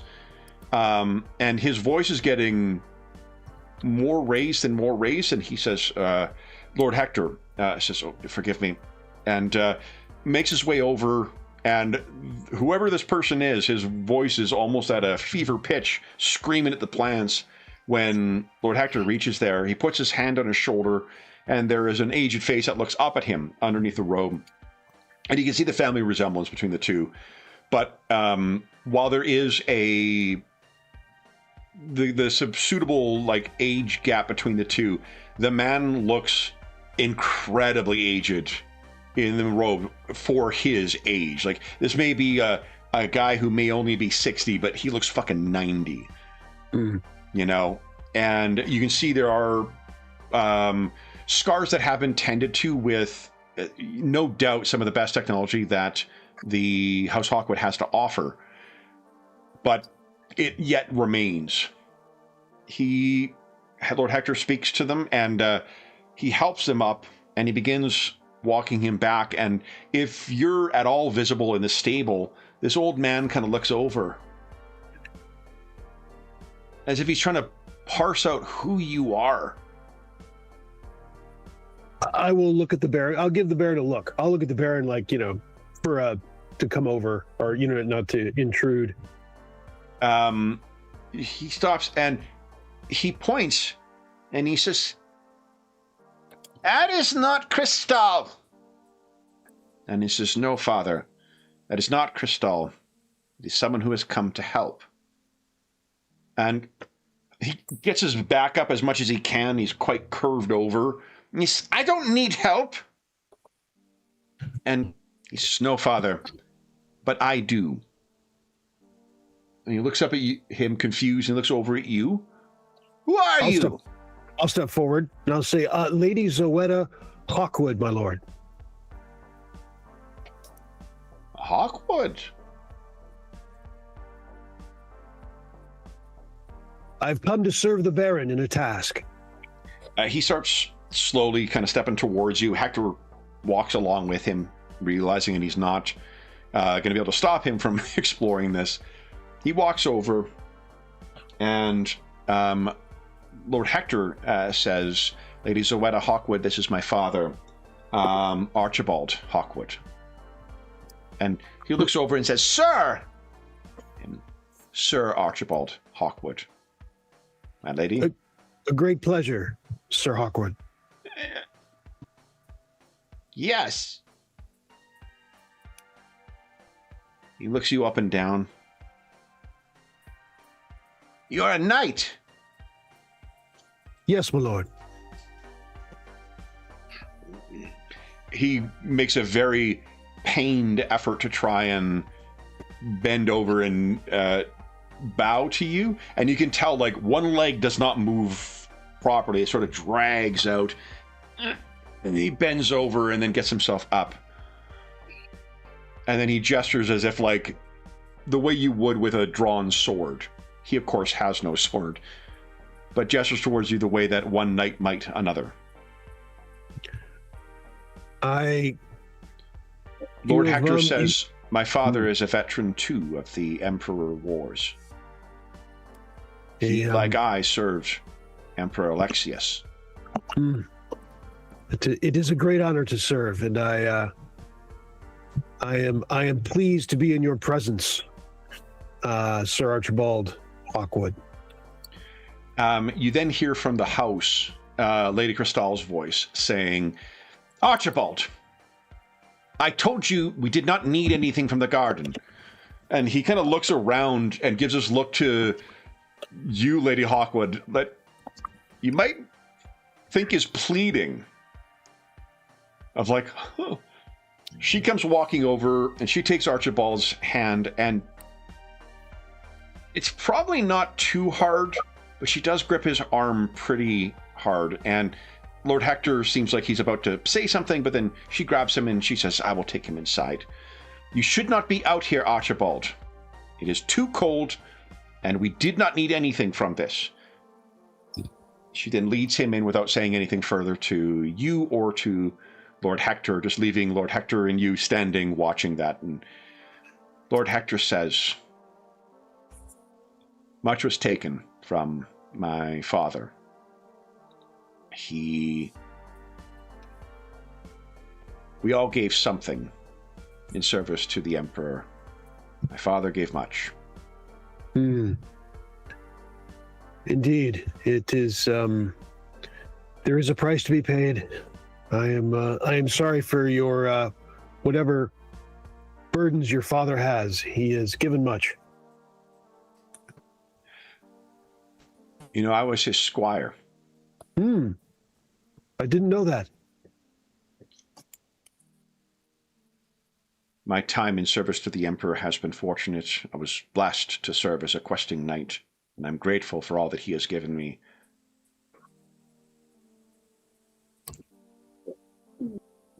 My accomplishments pale in comparison to his.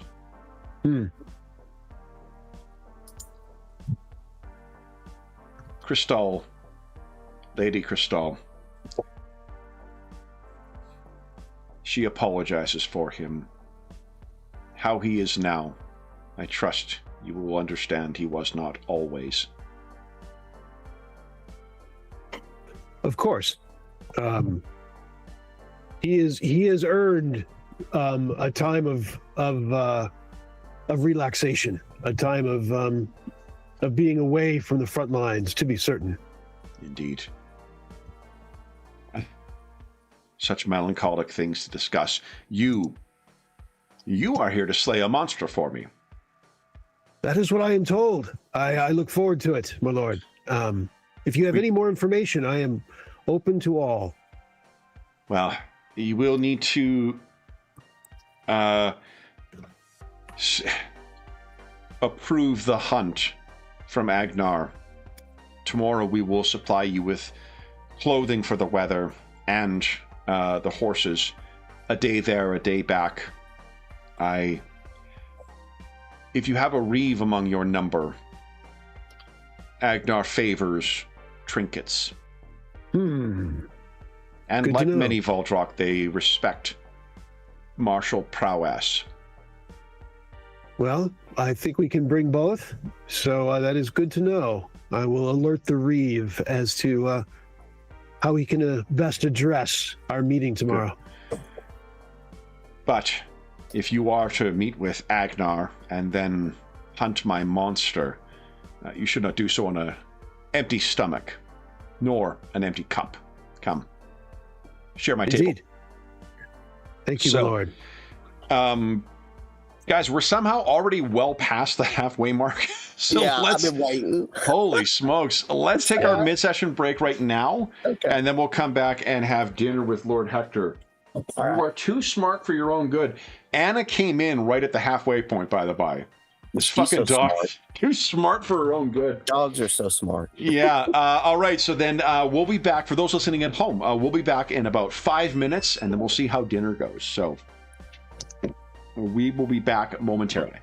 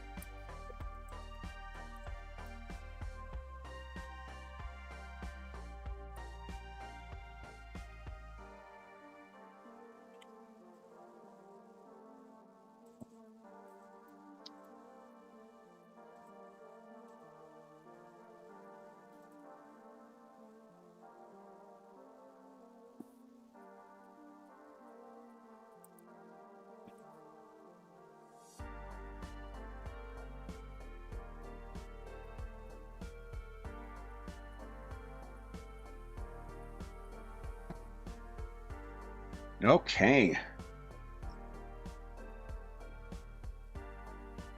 Hey, everybody in chat. Hope you're having a wonderful weekend and that you're staying warm. If you are anywhere getting hit with a cold snap. Anna took a brief sniff outside and was like, fuck no, I'm not going outside. Because it is minus 15 here.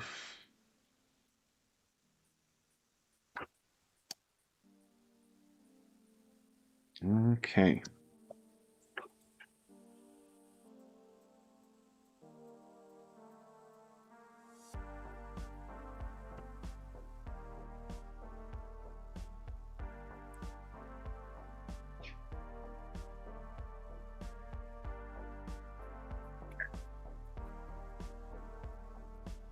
Hey.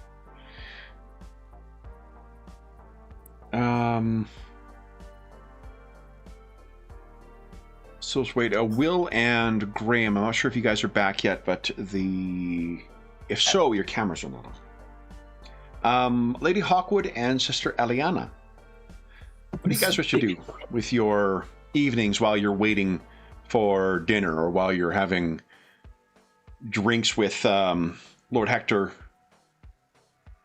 LVX, and Father Fortis? Let's see.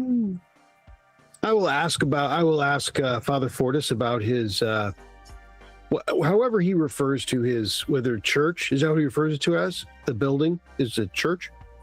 Is it? Are you trying to insult me?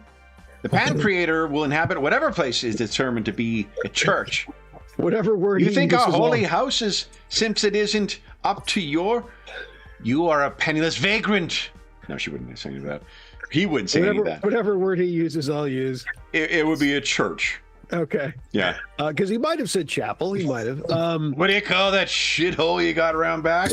He might have called it a cathedral. The cathedral. I think it's at least a co-cathedral. Yeah. There you go. There you go. So one thing I will say, guys, like as is typically the case, we got really good in some role playing and whatnot. There is absolutely no fucking chance of us finishing the actual adventure, which is probably not surprising.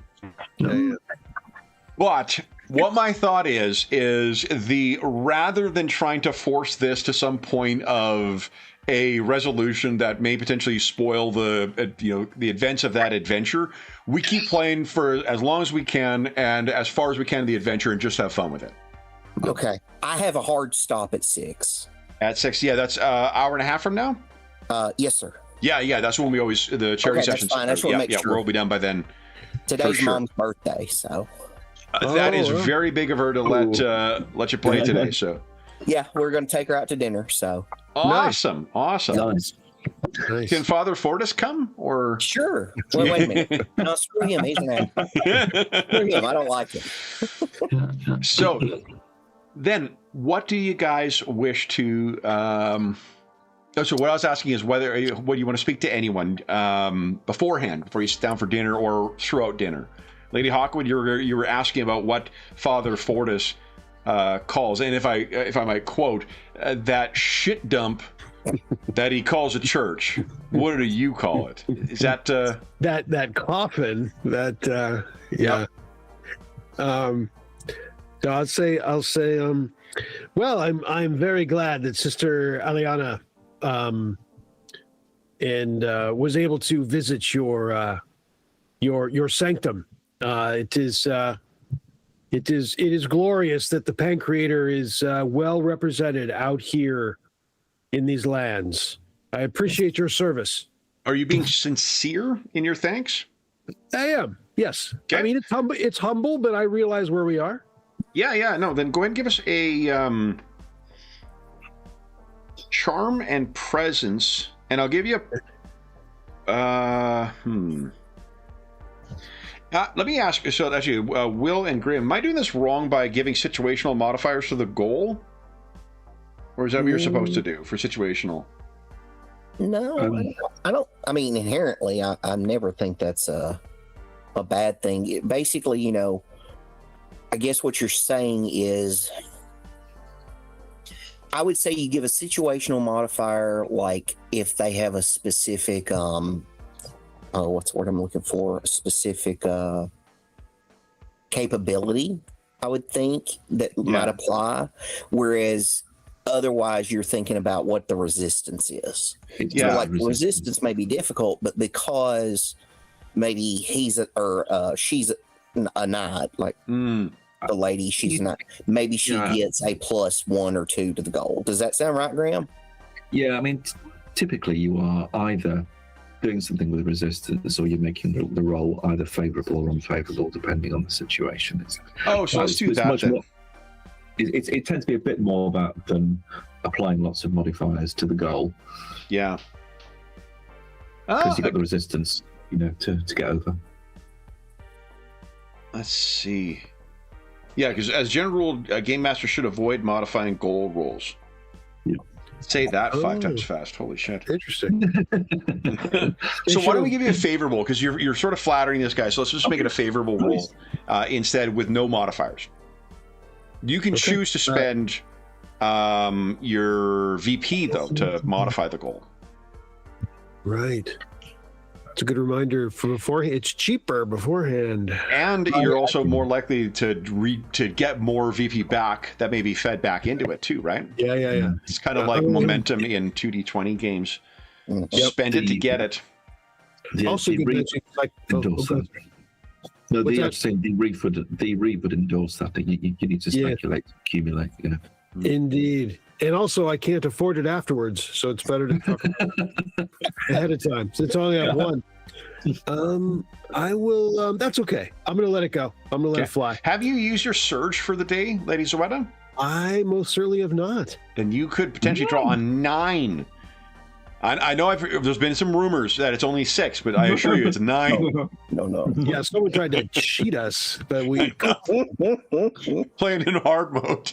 I don't approve. But you can surge after the roll. The difference is that if you're surging after, that means that it's a 2 to modify the roll by 1, as opposed to setting the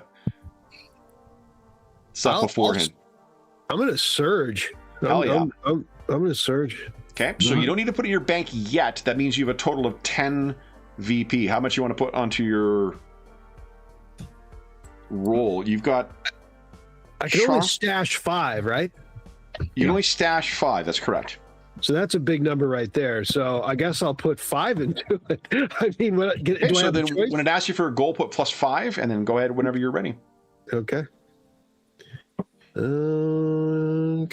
Also, you can make a roll. I mean, this one's going to be favorable anyway, but you can also spend weird points to make a roll favorable. Okay. And favorable, I just rolled twice, right? That's right. Yeah. Okay. That's 1. Okay. See if you can do better. Here we go. Look. Look. Wow. There you go. All right. Is there anything you'd like to do with those excess VP? Because you've already, with your surge, filled this up. This guy absolutely loves you. So anything you want him to confide in you? I guess, let's see here. You can fill your what do you call it? Your surge bank, surge, your VP bank up as well. Yeah, there we go. I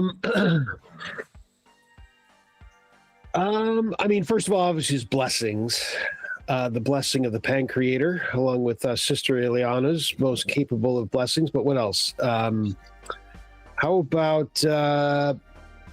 I mean, any information? I know we've gotten, and I mean, for one thing, we're at a public table, so it's a little bit public for him really getting going on anything out of the ordinary if he had it. He will happily tell you what a monster LVX is. Oh, really? LVX. Oh, yeah. Oh, heresy within here.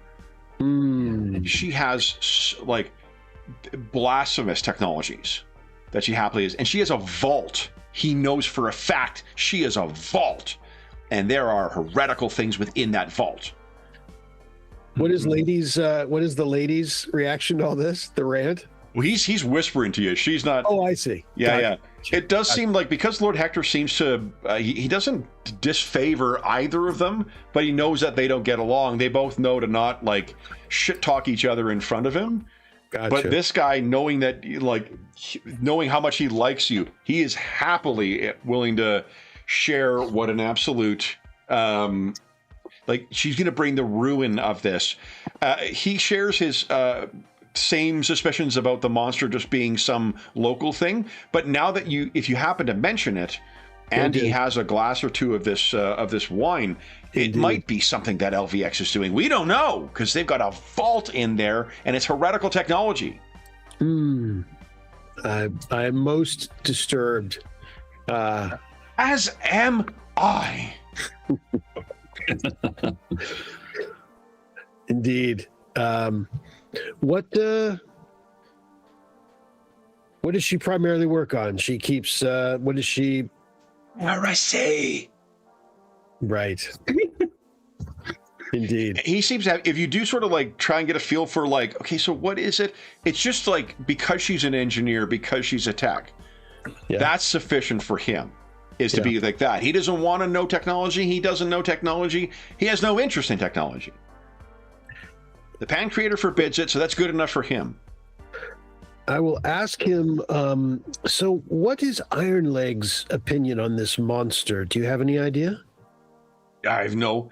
He's a heretic. He believes these blasphemous... the same blasphemous and unholy things. I know that for a warrior, he has done nothing to try and help Lord Hector. He claims himself a beast. So what I hear... He loves technology. He has devices that conjure images of fantastic fictions, and he has arranged to have his face placed on the heroes of these fictions. Hubris, pride, and an embrace of technology. These worlds need much settling, obviously, Father, to be certain. They need the light of the Pan Creator, my lady. Yes, they do. Indeed, indeed. Any thoughts specifically on what he has done about this monster, if anything? Nothing. Has he done anything? Nothing. Eh? Which supports my belief that there is no such monster. It is but a saber-toothed wolf. Or, and he looks over at Sister Eliana for support. Or perhaps, but can I hear him? I mean, if you're sitting next to him, he probably would like to sit next to you. Yeah.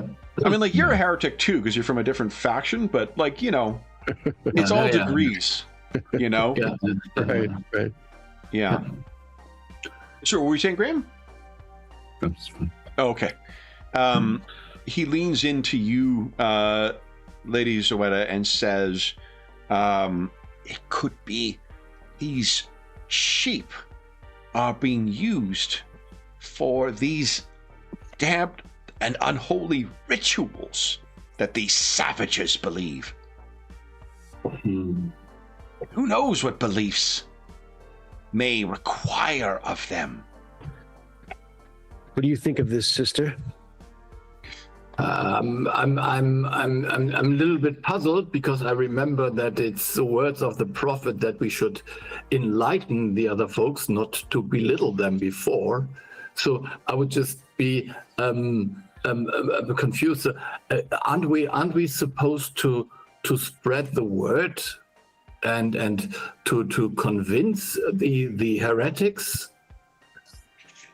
Would you give us... Here we go, sister. This is your big chance. I think it's charm. It's probably charm and presence. Yes. Yeah. Charm and presence is apparently the perception of this game, guys. So you're just going to roll only that combo for the entire fucking session. You could get Faith in there somewhere. I was going to say Charm and Faith would be really good. Faith, But Yeah, I'd buy that. Charm and Faith for sure. yeah, because we're talking about religious stuff. Yep. Yeah. Okay, so I would just Actually, that does bring up an interesting point. So one of the things that is, I think, clever about the game as well is that they've got the body, mind, spirit separations, and then within each there is like a forceful, an artful, and a resistance stat. Again, this is a group that has played DC Heroes before. Because that's exactly how the fucking Matrix is in that. Yeah. But it's neat. And the thing is that Faith is the resistant stat in that, while Presence is the forceful, and Intuition is the artful. So, but I would buy Faith, though, in this one, because, I mean, Sister Eliana might be, pushing back against this guy's just really bigoted interpretation of the faith. So I would. So it's empathy and faith. Yep, and you can spend. You got 5 VP right now. Yeah, I would just enter 3 there. Come on, You got let's it. make it a little bit more. So plus 3 to the goal. Let's see how you do. Come on. Face plus 3. I think I'll make it 4 favored as well, because you are the same face. So go ahead and roll twice. Wow. So 8 that's starts. 8. Pretty good. Not bad. And then your second roll. Oh So 8. Yeah. Unless you choose to fail. Yeah. no! I would. She I would leans into Father Fortis. Fuck you. Fuck the Grand Creator. No. Yeah.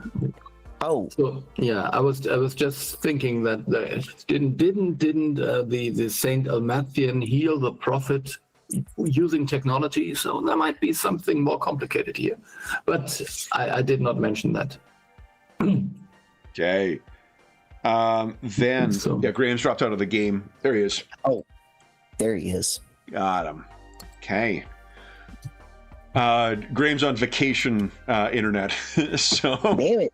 yeah. Oh, that's right. He's in the cottage or whatever, right? Okay. Can you hear Good us, for Graham? him. I'm here. I'm back, I think. You got Yes. it. I Yeah. can hear you. Yes. Sorry. No. Yeah. So The what threads of technology were failing. Yes. Indeed. this praise the fan creator. Yeah. You're rejecting Technosis. technology. Yeah. Yes. So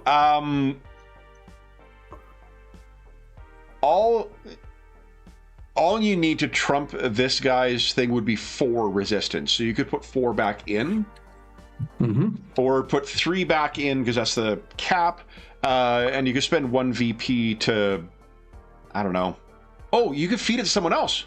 Remember, because you got that ability. Yeah. I think so. I think I would just feed 2 to Sanderson, and then Nice. um, So then you would have, I think you're full, and Sanderson, you got 2 in your. Oh, 2? Okay. Yeah.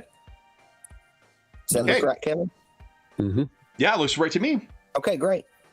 I think, hold on, it was 2, so you got 8, you need 4, you had 4 left over, 2 to them. Yeah, that's right, okay. 2 plus 2 is, well, I've gone cross-eyed. 1 plus 2 plus 2 plus 1. Yeah. 2 plus 2 plus 1. I gotta watch Clue tonight, that's I awesome. love that movie. I love so that movie. good. Oh, yeah. It is so good. 100% agree. Yeah. Okay, then what do you make of, I think with having said that to him, he suitably chastised. I think, like, Fortis is not a theurgist. And I think there is probably some element of solemnity that likely comes from your gifts, Sister Eliana. He is suitably chastised, at least for the time being. Until he has an opportunity to just talk to Lady Hawkwood, he's going to be very deferential to you. Really more in the sense of, like, not venturing some of the bolder and more aggressive beliefs that he has with that. No doubt he's going to stew about it tonight and will come in some way of finding it to be your fault and your problem. You're probably a heretic, in fact. Yes, indeed. I'm using a medical scanner. I mean, that would be. Yeah, he's looking through a cabinet for a series of things where every answer is fucking, oh, the heretic. Yes, of course. Anyone else wish to prompt any other conversations? I think, Booker, you most certainly, having been taken into a Lady Cristal's confidence, you would definitely catch at least one meaningful look between LVX and the lady in the course of the dinner. It's not obvious, but just you happen to be looking for it, and you're an exceptional judge of character, so you'd pick that up over the course of the meal. Archibald is here as well, and he's a challenge to have at the dinner. Mm-hmm. But anything else you guys wish to direct your conversation to over dinner? I would like to talk to LVX. Sure. You're both fellow guilders, right?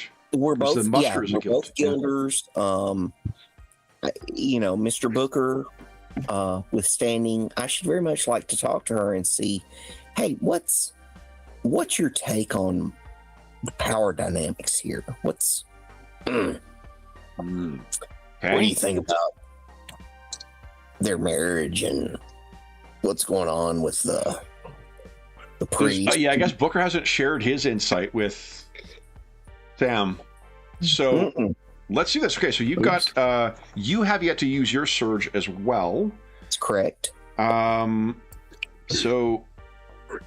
I think, are you trying to charm her? Yeah. Hold on, let's use the actual social, because there is like social maneuvers, right? There is. I'm thinking, I really mechanically metagaming, I want to use coercion in some shape or fashion, because I get an edge on that, which means I get to roll twice. Okay. Nice. Because I have the, is it bold? I think. Yeah, bold is one of my blessings as a muster. Okay. So I'd like to kind of coerce her, but there's that other side of me that's like, I don't want to be obnoxious about it. Sure. Okay, so it'll be under the skill lists. It's one of those games, for those who aren't familiar with it, one of the games where like a bunch of it's like fantasy crafting, where each skill has a bunch of its specific applications as a maneuver under the skill descriptions. Think about coercion to make sure. Is coercion a impress roll, or it's not charm, right? No, it's not charm. Why is encourage? This not there? Daunt. Yeah, daunt is almost what he's thinking. Okay.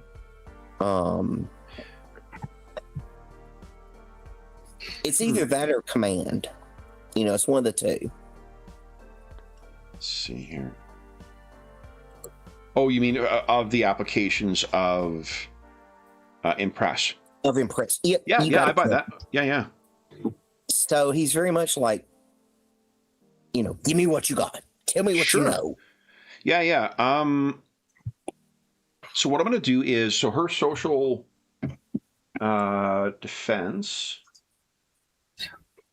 should be her mind resistance. That's mind resistance. Sorry, mind resistance is a 2, and she is going to. It's not shake it off as removes a save. There's a default defense thing. Stonewall, isn't that it? That sounds. That's the dodge maneuver. Yeah, that applies to influence attacks. Yeah, okay.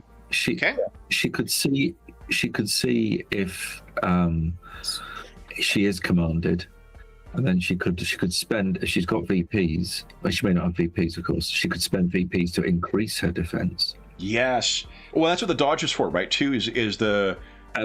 That's actively to create VPs that you can add to the defense. Yeah. I think in particular, let's do this. Yeah. So I'm going to do that because I think because you're going to be directing the conversation to the lady. That's definitely something she's a little defensive about.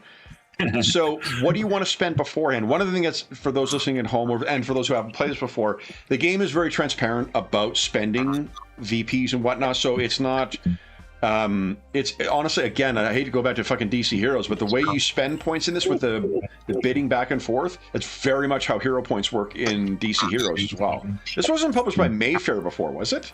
No, it wasn't. No. Okay. No. So I guess I'm going to go ahead and spend my surge. Nice. Okay, so you've got And that will give a me total of a 11 total VP to play of with. 11. Yep, you're right. What are you thinking? And since my capacity is only 4, And you said you're already favorable, right? I do get favorable because I have a blessing. I think blessing and curse or whatever it is. But yes. Okay. So so I only have a capacity of 4. So I will spend 7 on this. Okay. Ooh. Nice. And I will make a, let's see, it is impress versus, It's impress and presence, probably. yeah. Okay. And I'll make my dodge here. Or not, it's not dodge, it's Stonewall. Stonewall, yeah. I failed Stonewall. Okay. I don't even know where. I got too many windows open. It happens. So what is that? I spent 7, so is it plus 7 to the goal? Plus 7 to the goal, correct. Holy And remember, shit. don't put the plus sign in. Otherwise, No, I did. Oh, Pen you gotta Creator be abandons kidding you. me. You are kidding me. it is favorable. But So you you've get got to roll, advantage. yeah, you get to roll twice because it's Oh, favorable. no, I do. That's right. I do get to roll Yeah. twice. You're right, Kevin. Thank God. Thank the Pen Creator. Presents. Go. Indeed. So presence and impress. Come on. 7, come on. 9 There VP. you go. Beautiful. Yes. You got 7 excess VP over her resistance. So Mhm. what do you want to do? 5, let's see, 4. I'm already maxed out. He really wants to know, look, what is going on between the 3 of you? That's really what he wants to know. Sure. What's going on between you, Hector, and the lady? What's going on? Well, guys, I'm getting a little bit of a squawk from someone here. Go ahead I and am talk too, and again. I think it's me, Kevin. Oh, is it? Okay. Yeah, but I don't know why. It's gone now, I think. Yeah. It might have been my phone because it just was too close to the microphone. Oh, there we go. Okay. Okay. That happens. Okay. It's like the mic next to the speaker. I know. I felt it was me because it happened when I spoke, but I was like, what's wrong? No, that'll do it. Well, and the thing is, like, I can't hear that shit because I'm deaf as fuck. That's a result of Eliana misspent just 20s. sabotaging the mercenaries. Now. That's Ingolf taking the role playing to the extreme of the free sabotaging technology. Yeah, I mean, I'm hearing something about a threesome in some ways. So this is Yeah. Shut it down, Eliana. Shut it down. Shut it down. So maybe this takes place if you're. This is kind of like you've managed to ingratiate yourself to her over the course of the evening as a fellow guilder. You share some. You probably have some great war stories you like. Sharing. So maybe this is like outside. You're having a stogie, you're having a drink outside on the patio, and you're certainly able to pick up. There's definitely. I think the way she may have put it, and this is not like an immediate thing. This would be after like late in the evening. They have found comfort in each other in a place that Lady Cristal, the way she talks about Lady Cristal makes you think that like she views her as a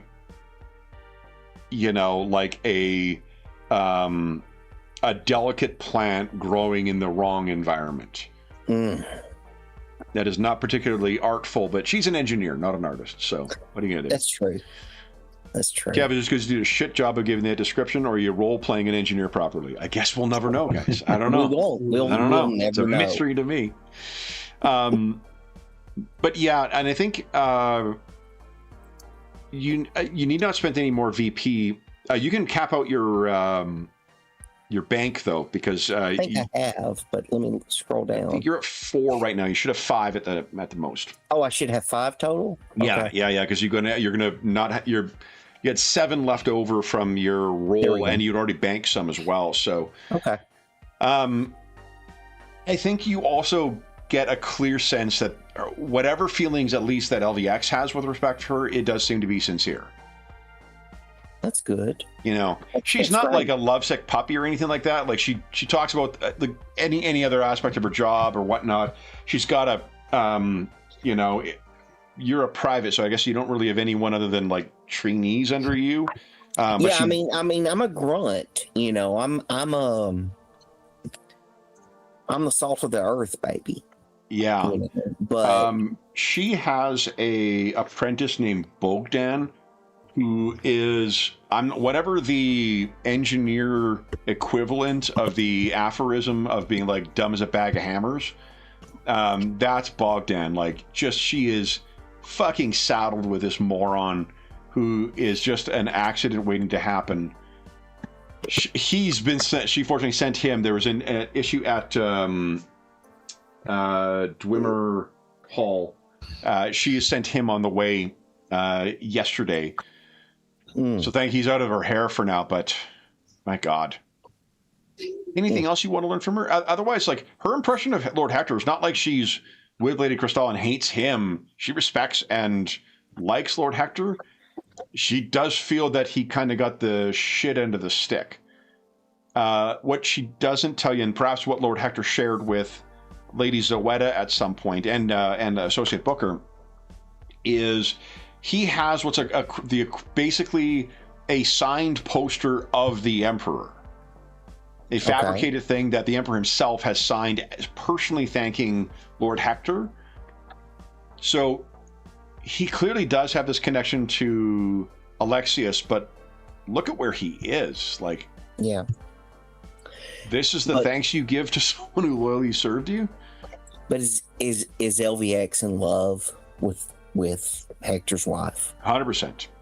Okay, that's really okay. That's really what he wants to know. Okay. And then I guess the only other thing he was curious about is what is her opinion on the monster, quote unquote. She doesn't know what to make of it. Okay. These sheep have been slaughtered, or slaughtered and taken. Like, it's the viscera is what is a sign that, like, the little amount of viscera that's left behind in these attacks is what tells you that they've been taken.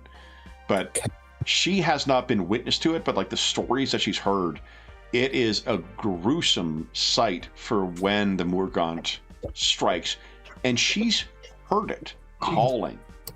Oh? Yeah. It's not always, and it's certainly not often, but she's heard it, and she's not aware of, she's not from here. She came to Hargard much like many other people did, and much of the household did. She's heard something on the moors that she has never heard any other creature make, and the sounds are only on the nights of the attacks. Okay. And I assume she can describe that for Sanderson? Yeah, it's kind of like a like, you'll hear the Hargard wolves at some point if you're here, or when you travel. Their yowls are not dissimilar to those of Old Earth. This was almost like a trilling scream. Not quite a ululating, but like something like that. Utterly inhuman, utterly unnatural. Okay, well that's useful information. Yeah. Okay. Is there anything else? I mean, she's an engineer. We're about the same level. No, he's very grateful for her to share these insights with him. Has she thought about the period. How do I say this? The time frame, the periodicity. You know how often these things happen. Has she thought about that at all? Yeah, she has, or at the very least, not something she dwells on. But you know, there's apart from the day-to-day tasks, there's very little other things to necessarily occupy your mind. There isn't necessarily a. The only thing she can say, while the attacks come inconsistently, what she can say is that the cries of the Morgaunt don't only correspond with the attacks, but they always come on the nights of the attacks. Oh, that's interesting. Okay. So it is out there. Differential to her intelligence and knowledge of this. So yeah, okay. Yeah. So that's what she would know, is that whatever is out there, it does. You can hear it some nights when it doesn't attack the farmsteads in Yngmark.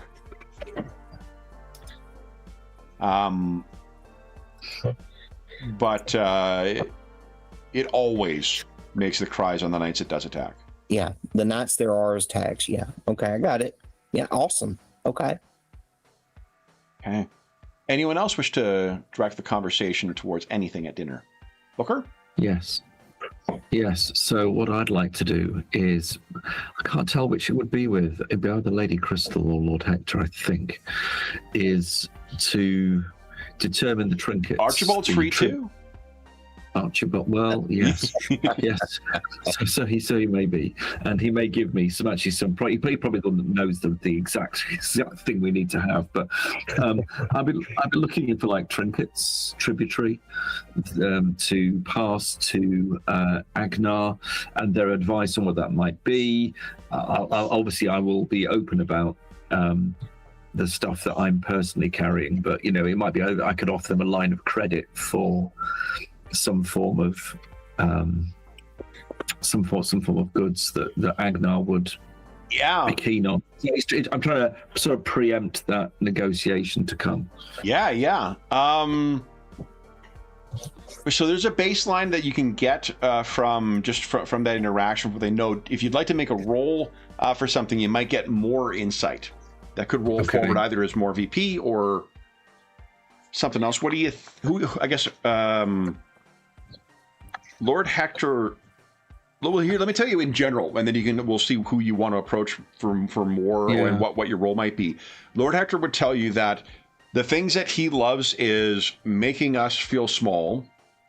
He has no doubt that he knows how to pronounce my name, but he still calls him Hector. He has a great love of what do they call them? Light shows? Yep, I think that's right. The Magic Lantern Hollow shows. Magic Lantern, yep. He is a enormous fan of anything that depicts Voldrock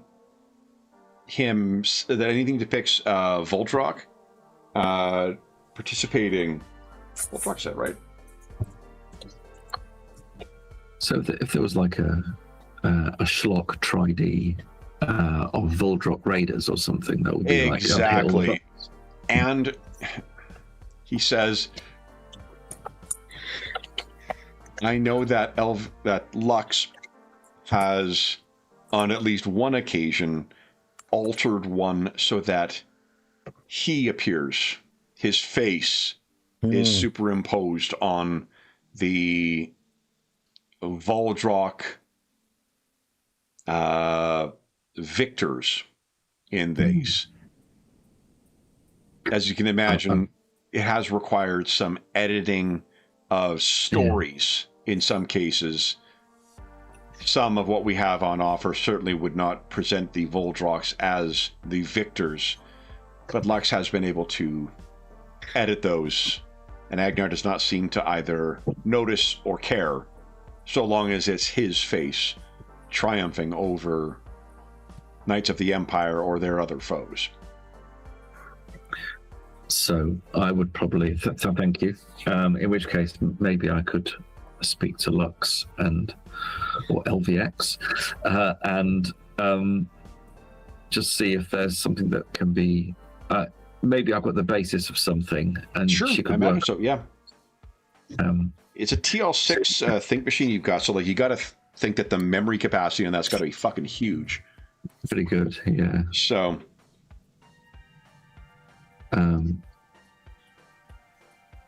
So I would speak to her and say, could you perhaps, if I were to give you a recording, do a little bit of work on that to promote Agnar into it as a leading protagonist. So why don't we, let's see here. I think that's going to be like crafts and intuition on your side. Right. Because she's no artist, right? Like she's not able to write a piece, but if you're able to provide the insight into how to do that, you don't have any capacity or capability with this. However, you do have a lot of weird points that haven't been spent. So you could turn that unfavorable into a regular roll, and then you could spend VP as well. I've got 3, which I would definitely increase. Have you used your surge? Yes. Then, Sister Eliana can share hers at any point. If you're looking for assistance, Sister Eliana could share her 3 VP with you as well, if she's so inclined. Sure. Yeah, I could do that. I would just give a short reminder of the glory of the Pen Creator, and then you get 3. There's always a cost. Always a cost.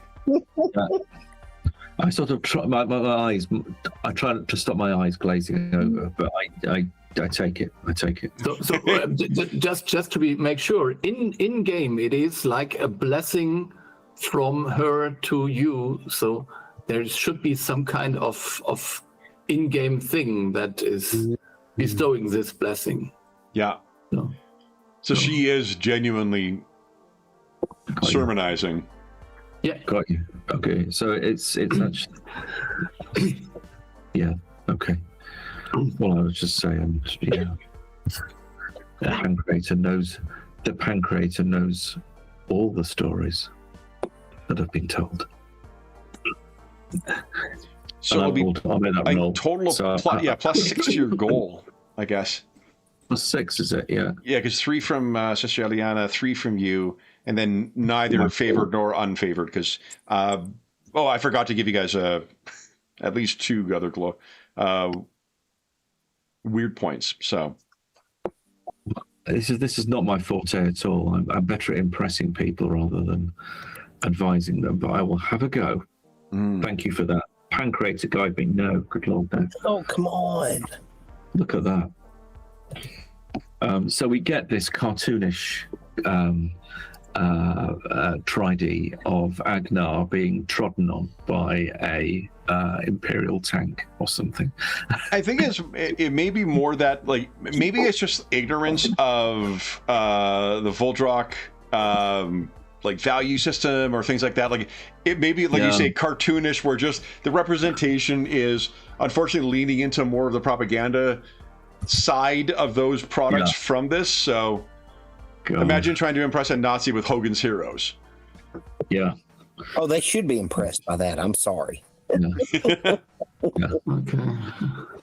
So but that doesn't mean that it's impossible. It means that the gift itself is not going to have the intended effect. Yeah. Okay. And I'm not necessarily sure it's going to be negative either. It's just that it's not of any added value for it. But I mean, it seems like both of you guys are thinking like, this is pretty good, right? I think it's good. Yeah, look at that. Yeah. It's pretty good. That grid he's got at the end with the broadsword, it's going to go down a storm. Anything else you guys wish to do at dinner? Yeah, I would just because I think that I should, because I if I understood correctly, this Sir Archibald is more or less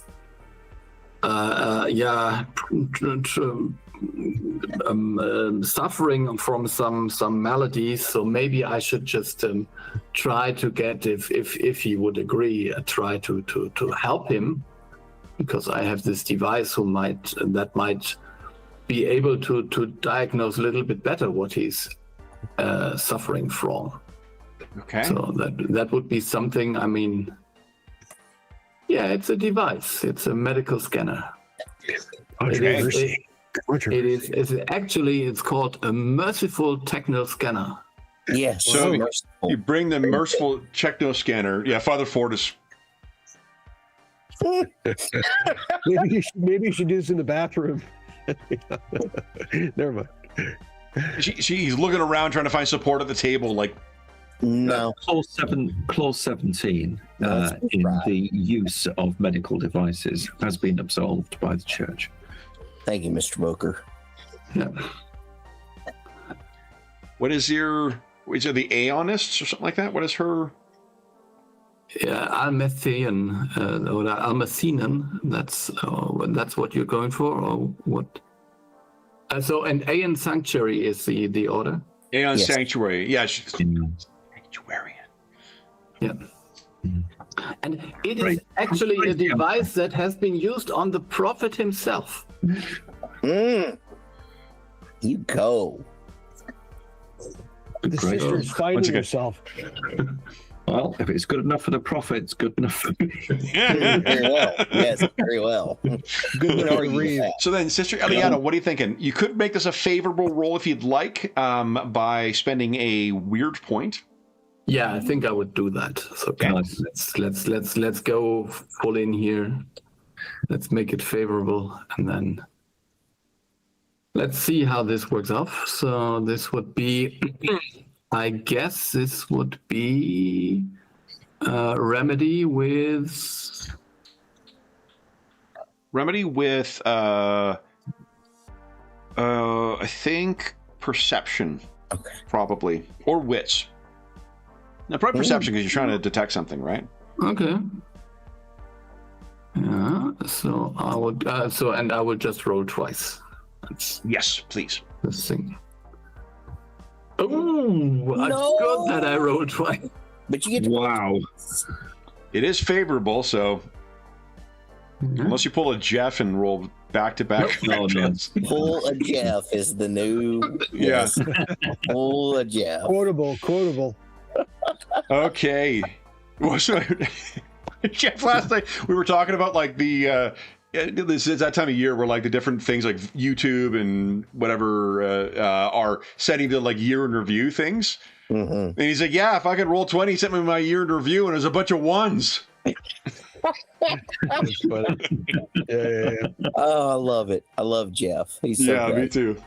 Okay, so that is that's like daunting, I think, as far as the catch resistance. So like what you're able to detect, like this guy has some pretty substantial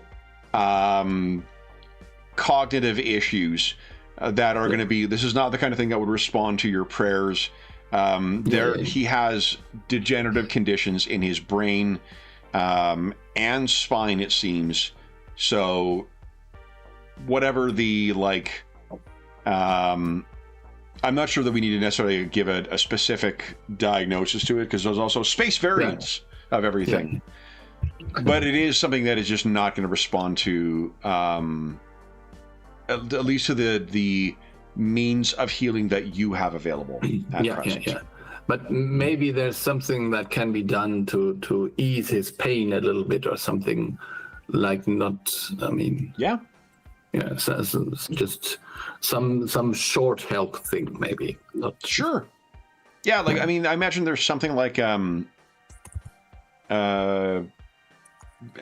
maybe something like a space anti-anxiety medication may assist in just like having him be less prone to agitation. or at least when he is agitated, to not be as effective. So if you do wish to, do you have anything that has drugs? You can only identify what's. Let's see. Yeah, I mean, I can. I can. I have candles. Yeah, I have candles. Yeah. I can. I mean, I could use my jump gate cross, put it on his forehead, and give him the prophet's holy blessing. That would just help a little bit, but. Yeah. I think maybe there's like a some kind of folk remedy that you may have access to that's with what's available. It's not going to be as good as like pharmaceuticals necessarily, but what it could be as well is you could have information that Lord Hector could, send back to one of the bigger cities in here, and perhaps they could manufacture something that would specifically address it. Oh yeah, that would be maybe more helpful. Yes. Yeah. So then I think it's a rare moment where you see Lady Cristal and Lord Hector both sort of lean like this. You think this could actually help him? It will ease his maladies, but it will not be able to cure him completely. Lord Hector he and his wife kind of share a look, and she says, if there's anything that can ease his burdens for whatever small measure, we would be grateful to take it. So thank you, sister. You have offered us more than was necessary in coming to assist us with this monster of ours. Anything else you guys wish to discuss?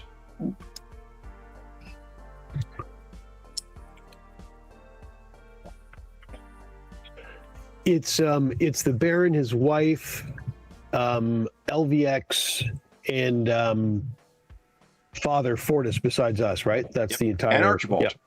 Oh, and Archibald. Yeah, don't forget the old man. Of course. Well, I thought he was in bed already. That's why I was sure wondering whether the sister had put him out. If you ask him it's time to go to bed, he does stick his tongue out at you.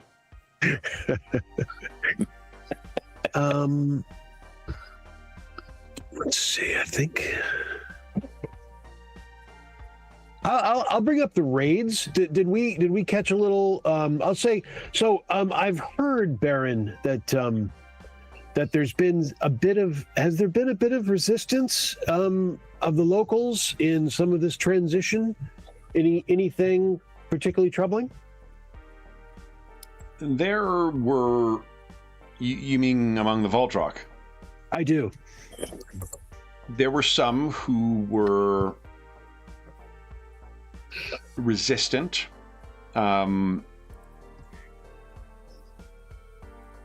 Oh, you've heard about those in the hills. Indeed. Yes.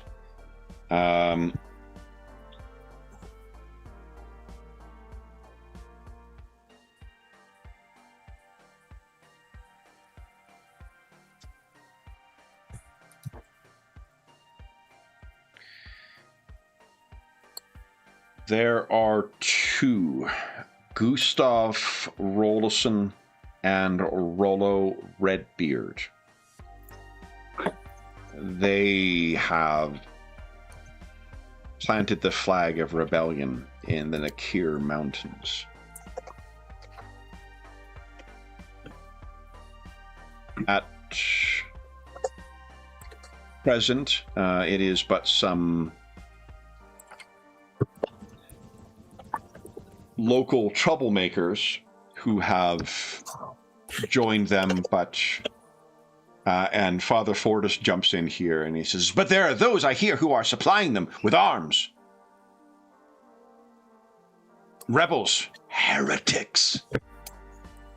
And Lord Hector says, yes, we hear rumors, although at present only rumors, that there are some who support them.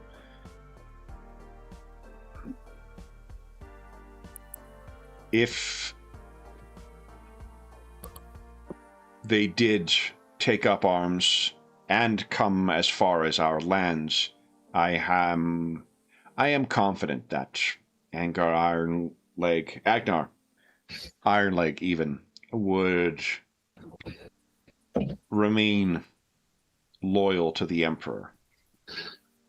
And you can see from the fucking, like, I just bit into a lemon look on Lady Crystal's face, tell you, like, she doesn't fucking believe that for a second. But Lord Hector says that is... There are rumors of rebellion, but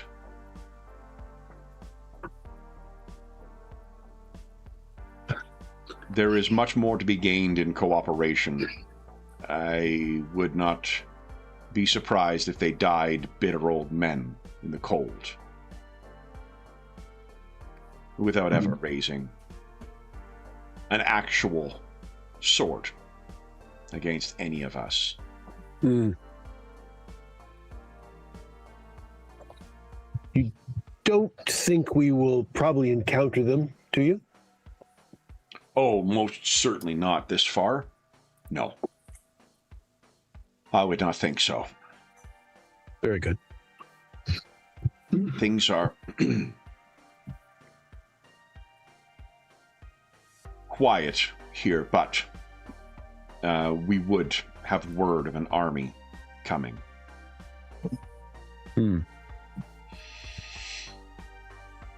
Well, that's good to hear. Good. Anything else you guys wish to bring up at dinner? Oh, You guys have a terrific video for Agnar.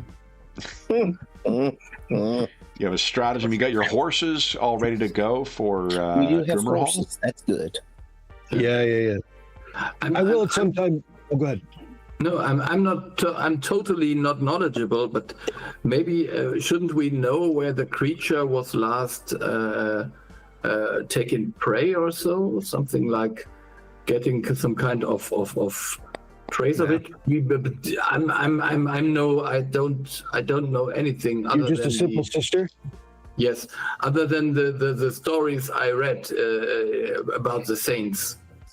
There is Saint Paulus who was chasing a deer once or something like that. I would remember that story.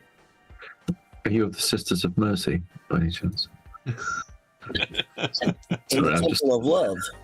Possibly. Yeah.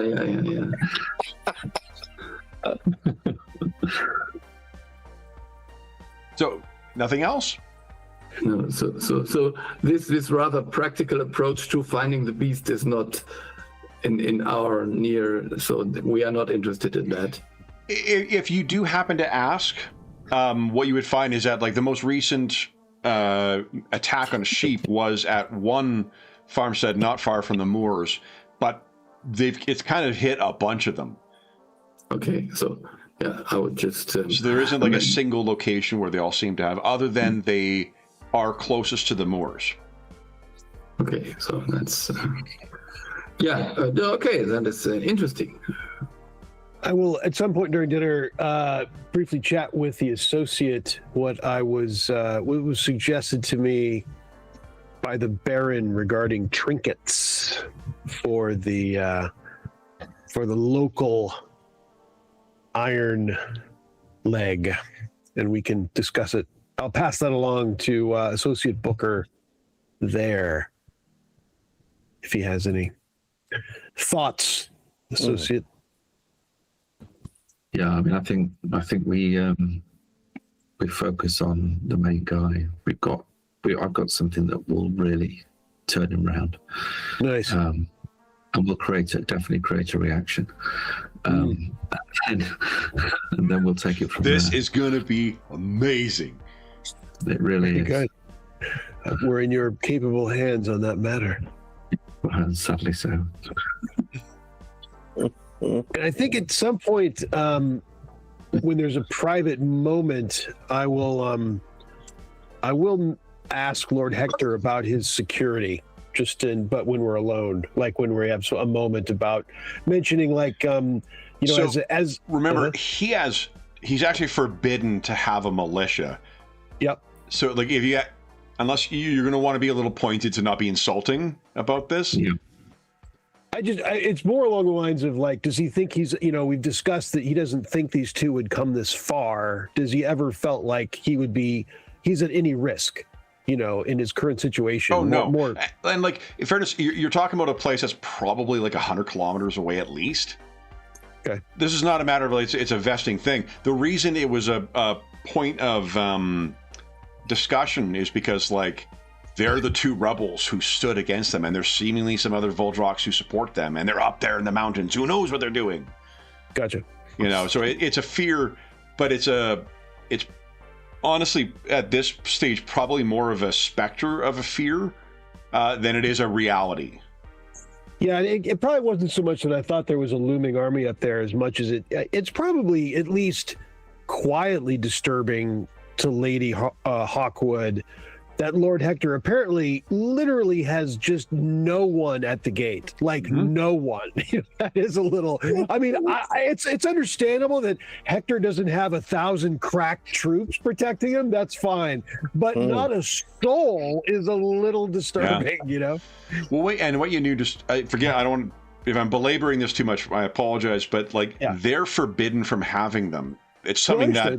Right? It's something that the Voldroks impose. The reason he has no militia and has to come to you guys for help is because they won't let them keep troops. Sure. Yeah. I was thinking like 2 bodyguards, rather than troops, but anyway, never mind. Yeah. But so, I mean, the fear of rebellion is very little if there is nothing to rebel against. I mean, there is no oppressing army present.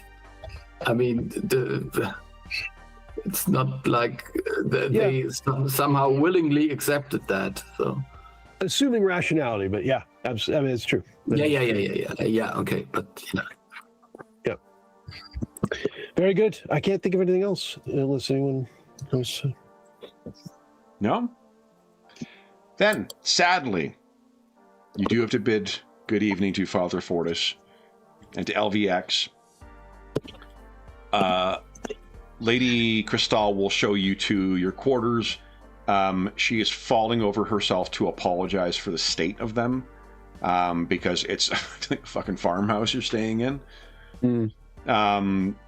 They have things set out for you, like there's a water basin, and there is, warm blankets and stuff. So at the very least, this place has no shortage of wool. So they've got like lovely warm, kind of homemade blankets for you and stuff like that. But it is a very modest accommodations that you are afforded. Anything you guys wish to discuss amongst yourselves before you bed down? Shall we leave in the morn? Anything anyone needs to do tomorrow? We should probably set out. Towards the Lord, towards the let's see, what is actually his we've been told, right? What is he a shieldsman? We refer to Yngmark Ironleg as a shieldsman? What would we refer to him as? Only if you want to get stabbed. The shieldsman is Hector, aka Baron Hector. I didn't know if that was a common honorarium, but apparently not. What would he be? He's a shieldsman to Agnar. I see. Gotcha. Yes. What is Yngmark Ironleg's honorarium? I love that we're all intentionally calling him by the wrong name now.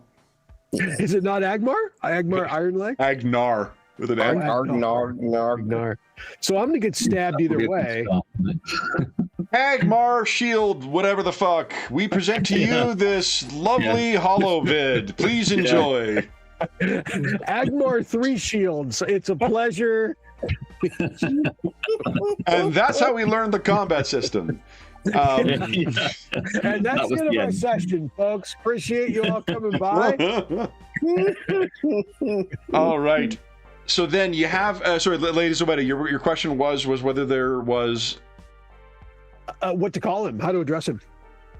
You address him as... Let's see here.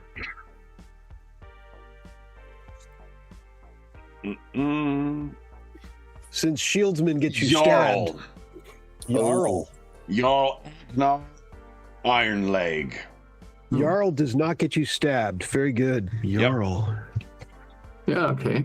I mean, you still will get stabbed. It's just only going to be... Yeah, Like- you'll be finished off quickly if you It'll just be in say a it fleshy politely. bit. Yeah. There Just you stab go. you in the finger versus in the eye. It's all There right. you go. There you go. All right. So everyone beds down for the evening. Oh, so we get our. Everyone will get a Oh. respite, but not quite yet. Oh, okay. You're not getting that armor on. Sister No, I'm taking the Eliana. surge back, yo. That and the surge. Surge nor the Sister armor. Eliana, Yes. would you kindly give us a wits and observe check, please? Yes, I would. I will point out there are at least two, well, I'll say three because I forgot to give you another one. You could spend a weird point to make this favorable. Yes, I would do. Go right ahead. Nice. That was at least a success, yeah. Okay, and then number two. Good start. It's got to be better. Come on. Need better though. Good point. No. Oh no! Yes. Ooh. It's Jeff's fault.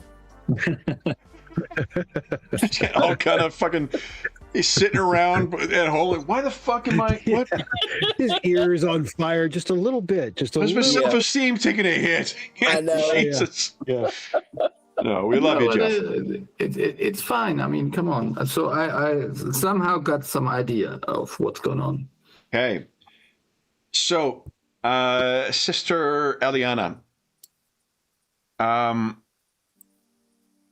not sure what one who is so intimately connected to the Pan Creator dreams of, Yeah.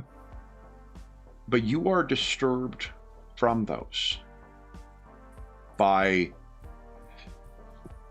it's so cold in your room. The lights are out. The window is open.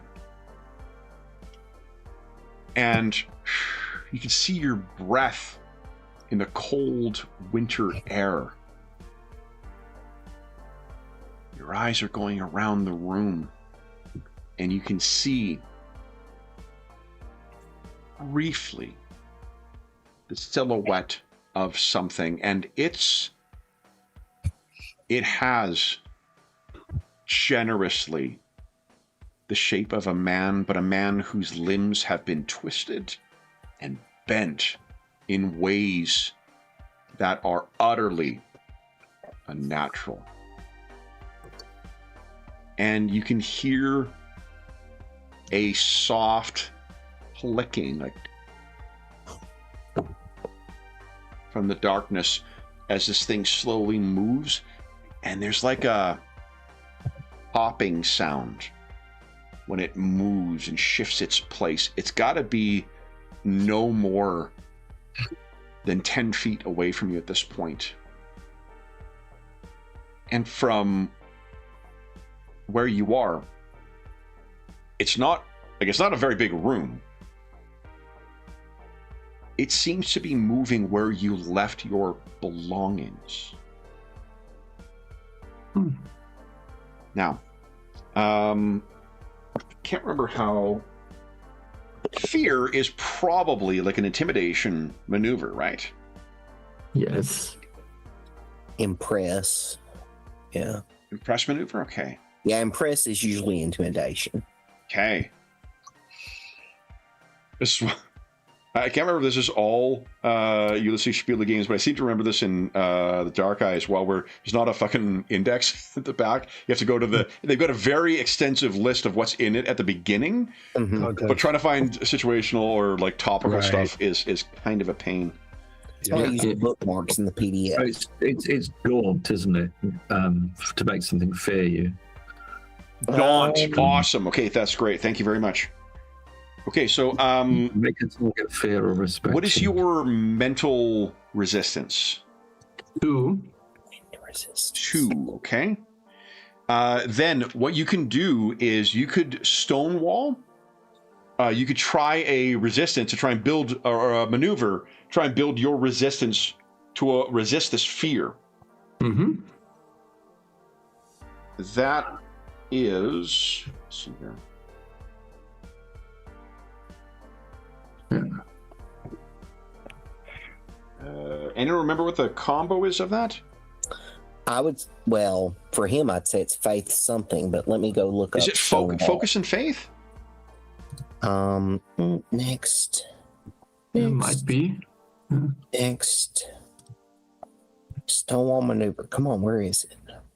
So here we go. It is focus and will. Yeah, focus will. Yep, you got it, Kevin. Okay. I'm fine with using faith on this instead, if you'd like. Okay. I think that that would track the faith in the Pan Creator. So go ahead. There are, again, still 2 weird points left if you wanted to draw on either of those. Yeah, if you don't mind me taking one of them, so I would just do it. Go for it. Yeah. Okay. I got a 12. Okay. So, focus and faith, and I will roll twice. Yeah. So I have a critical success, and I don't think it will get any Fucking better. fabulous. Wow. Oh, man. You guys That get is 1 awesome. willpower, or weird point, and 15. So you would need 12 of those to resist, which would still leave you 3 VP you could put in your bank. Yeah, okay. So I'm going to show you. You're going to be able to watch this thing. Let me see here. Which do I want to use? Let's do this.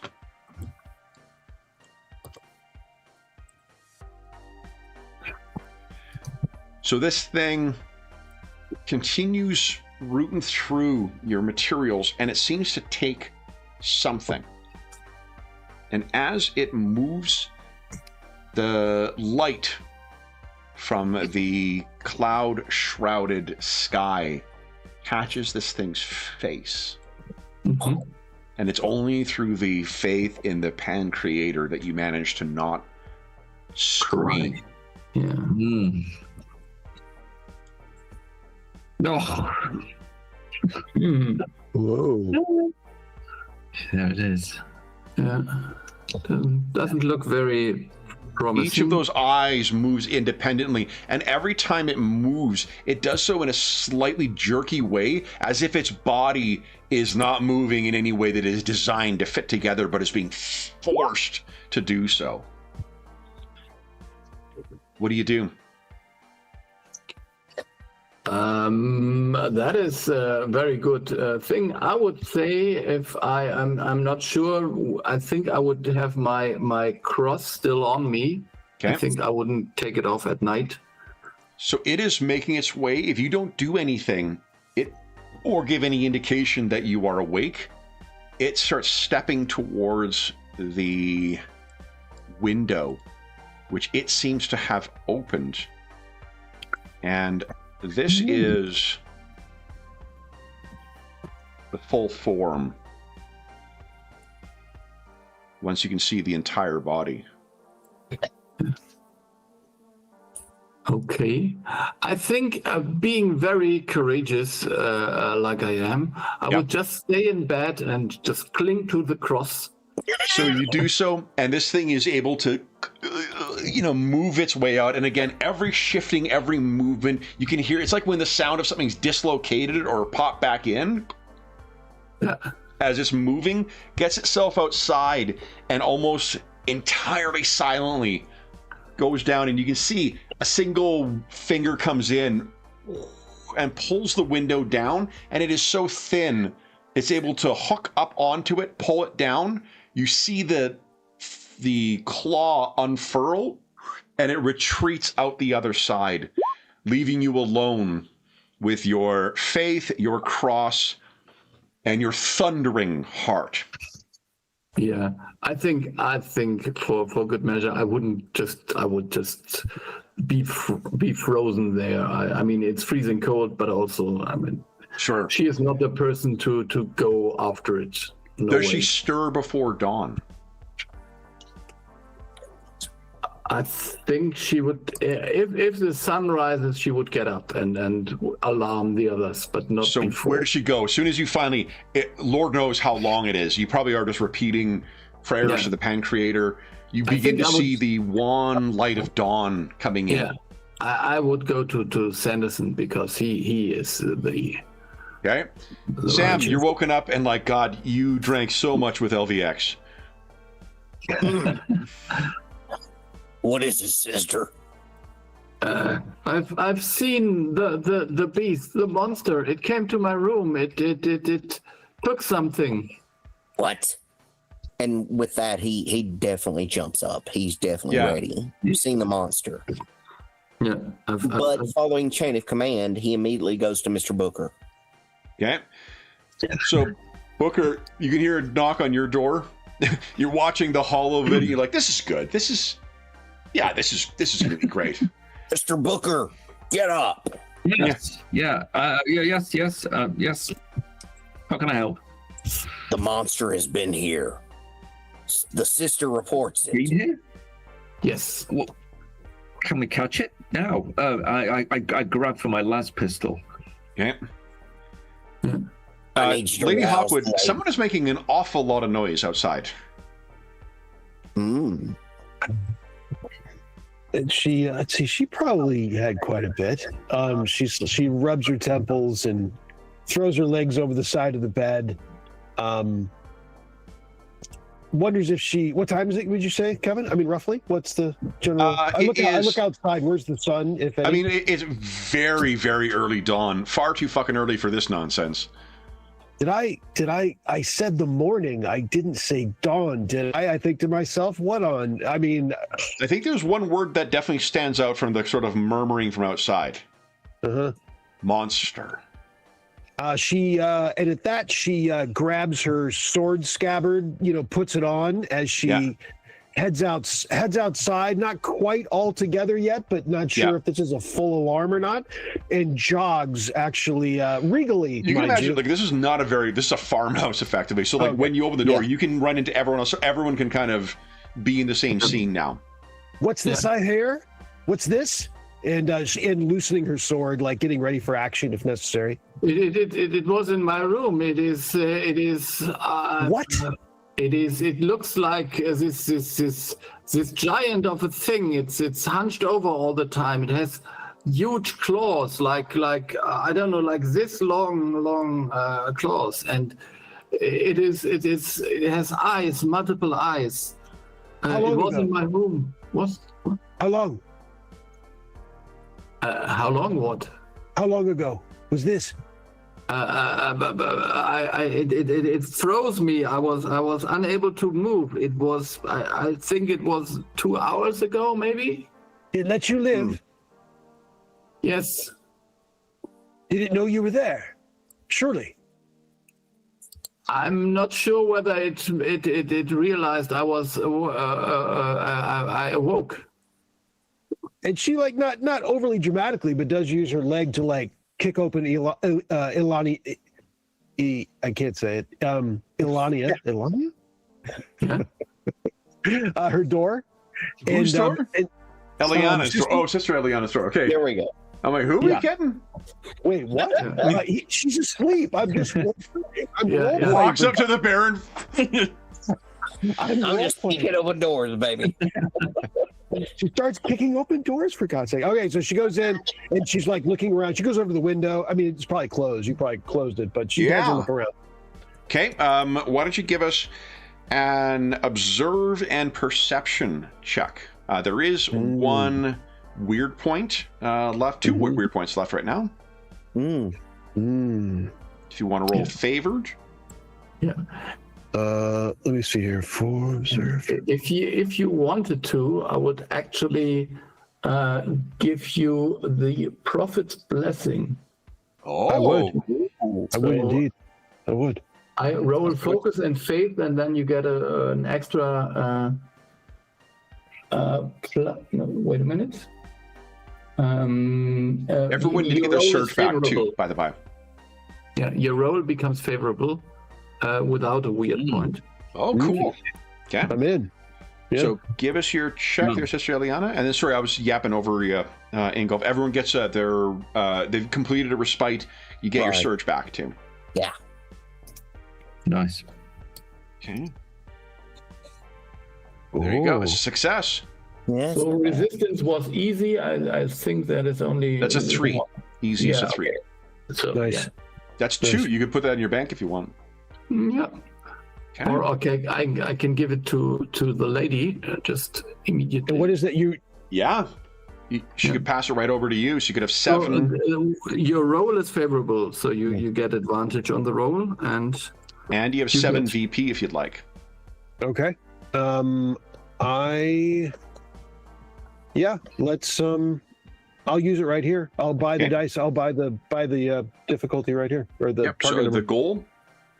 Thank you. And Ileana, what does that look like? You're praying. You did a. yes, I will just I will come to you and put my jump gate cross onto your forehead. That's serious business. She kind of freezes it in like in a learned way. Like all of a sudden, when someone does such and such, you do such and such. And she's like, smoke comes out, and there's a scar because she's Space vampires. Big reveal. Kevin gave me a special mission. No. But you feel empowered in a way that is divine. Let me put it this way. Indeed. So whenever you're ready, Lady Zoetta, you get you're rolling favored, and you get +7 if you're putting all your available VP into it. Yeah, let's do it. Perform perception. No. Observe perception. Yep. 7. That's 1. It's pretty good. It's pretty good. That's better. There you go. Wow. That's amazing. So, I think at most. Yeah, I got to. See here. 13. So you're gonna have 1 leftover VP. Okay. But you actually can see there are small scratches on the ground leading up to the window. You can see where the claws that she described have maneuvered the thing open in the first place. If you open it up and look on the other side, you can see it was clawed open and then put back shut. The other thing, where is Sister Eliana's med scanner? Because it's not among her belongings anymore. It was Sister, taken.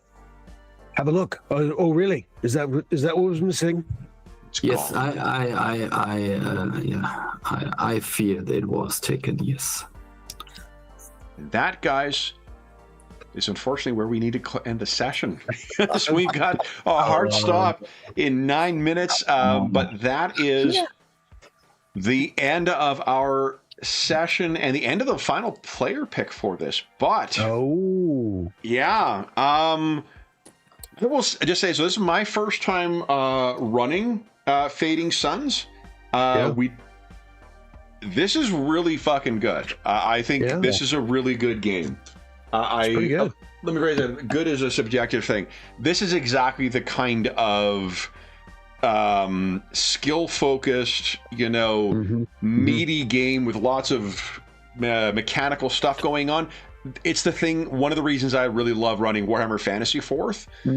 This has all that type of stuff with it as well. Lots of great narrative meta currencies you get to play with and stuff like that. Really great I know stuff. you love the meta currency. Yeah, you'd mentioned before, and it's got the whole VP thing. It does remind me of the stuff I like about the 2D20 system for running the Modifius or the Modifius games. But what I also like is there isn't the thing that does a bit of that. Those games are really reliant on a steady flow of GM side narrative meta currency. This isn't dependent on that. Which is, I think, very, I like quite a bit too. So I'm not reliant on people making use of Doom or Heat or whatever else to it. Great fucking game. So both Will and Graham, thank you very much for encouraging this game and advocating for this game, because this was a lot of fucking fun to run. But first, I will say, to make a short exit here, a huge thank you to our stalwart players. So Ingolf, Will, Graham, and Sean, thank you so much for playing today.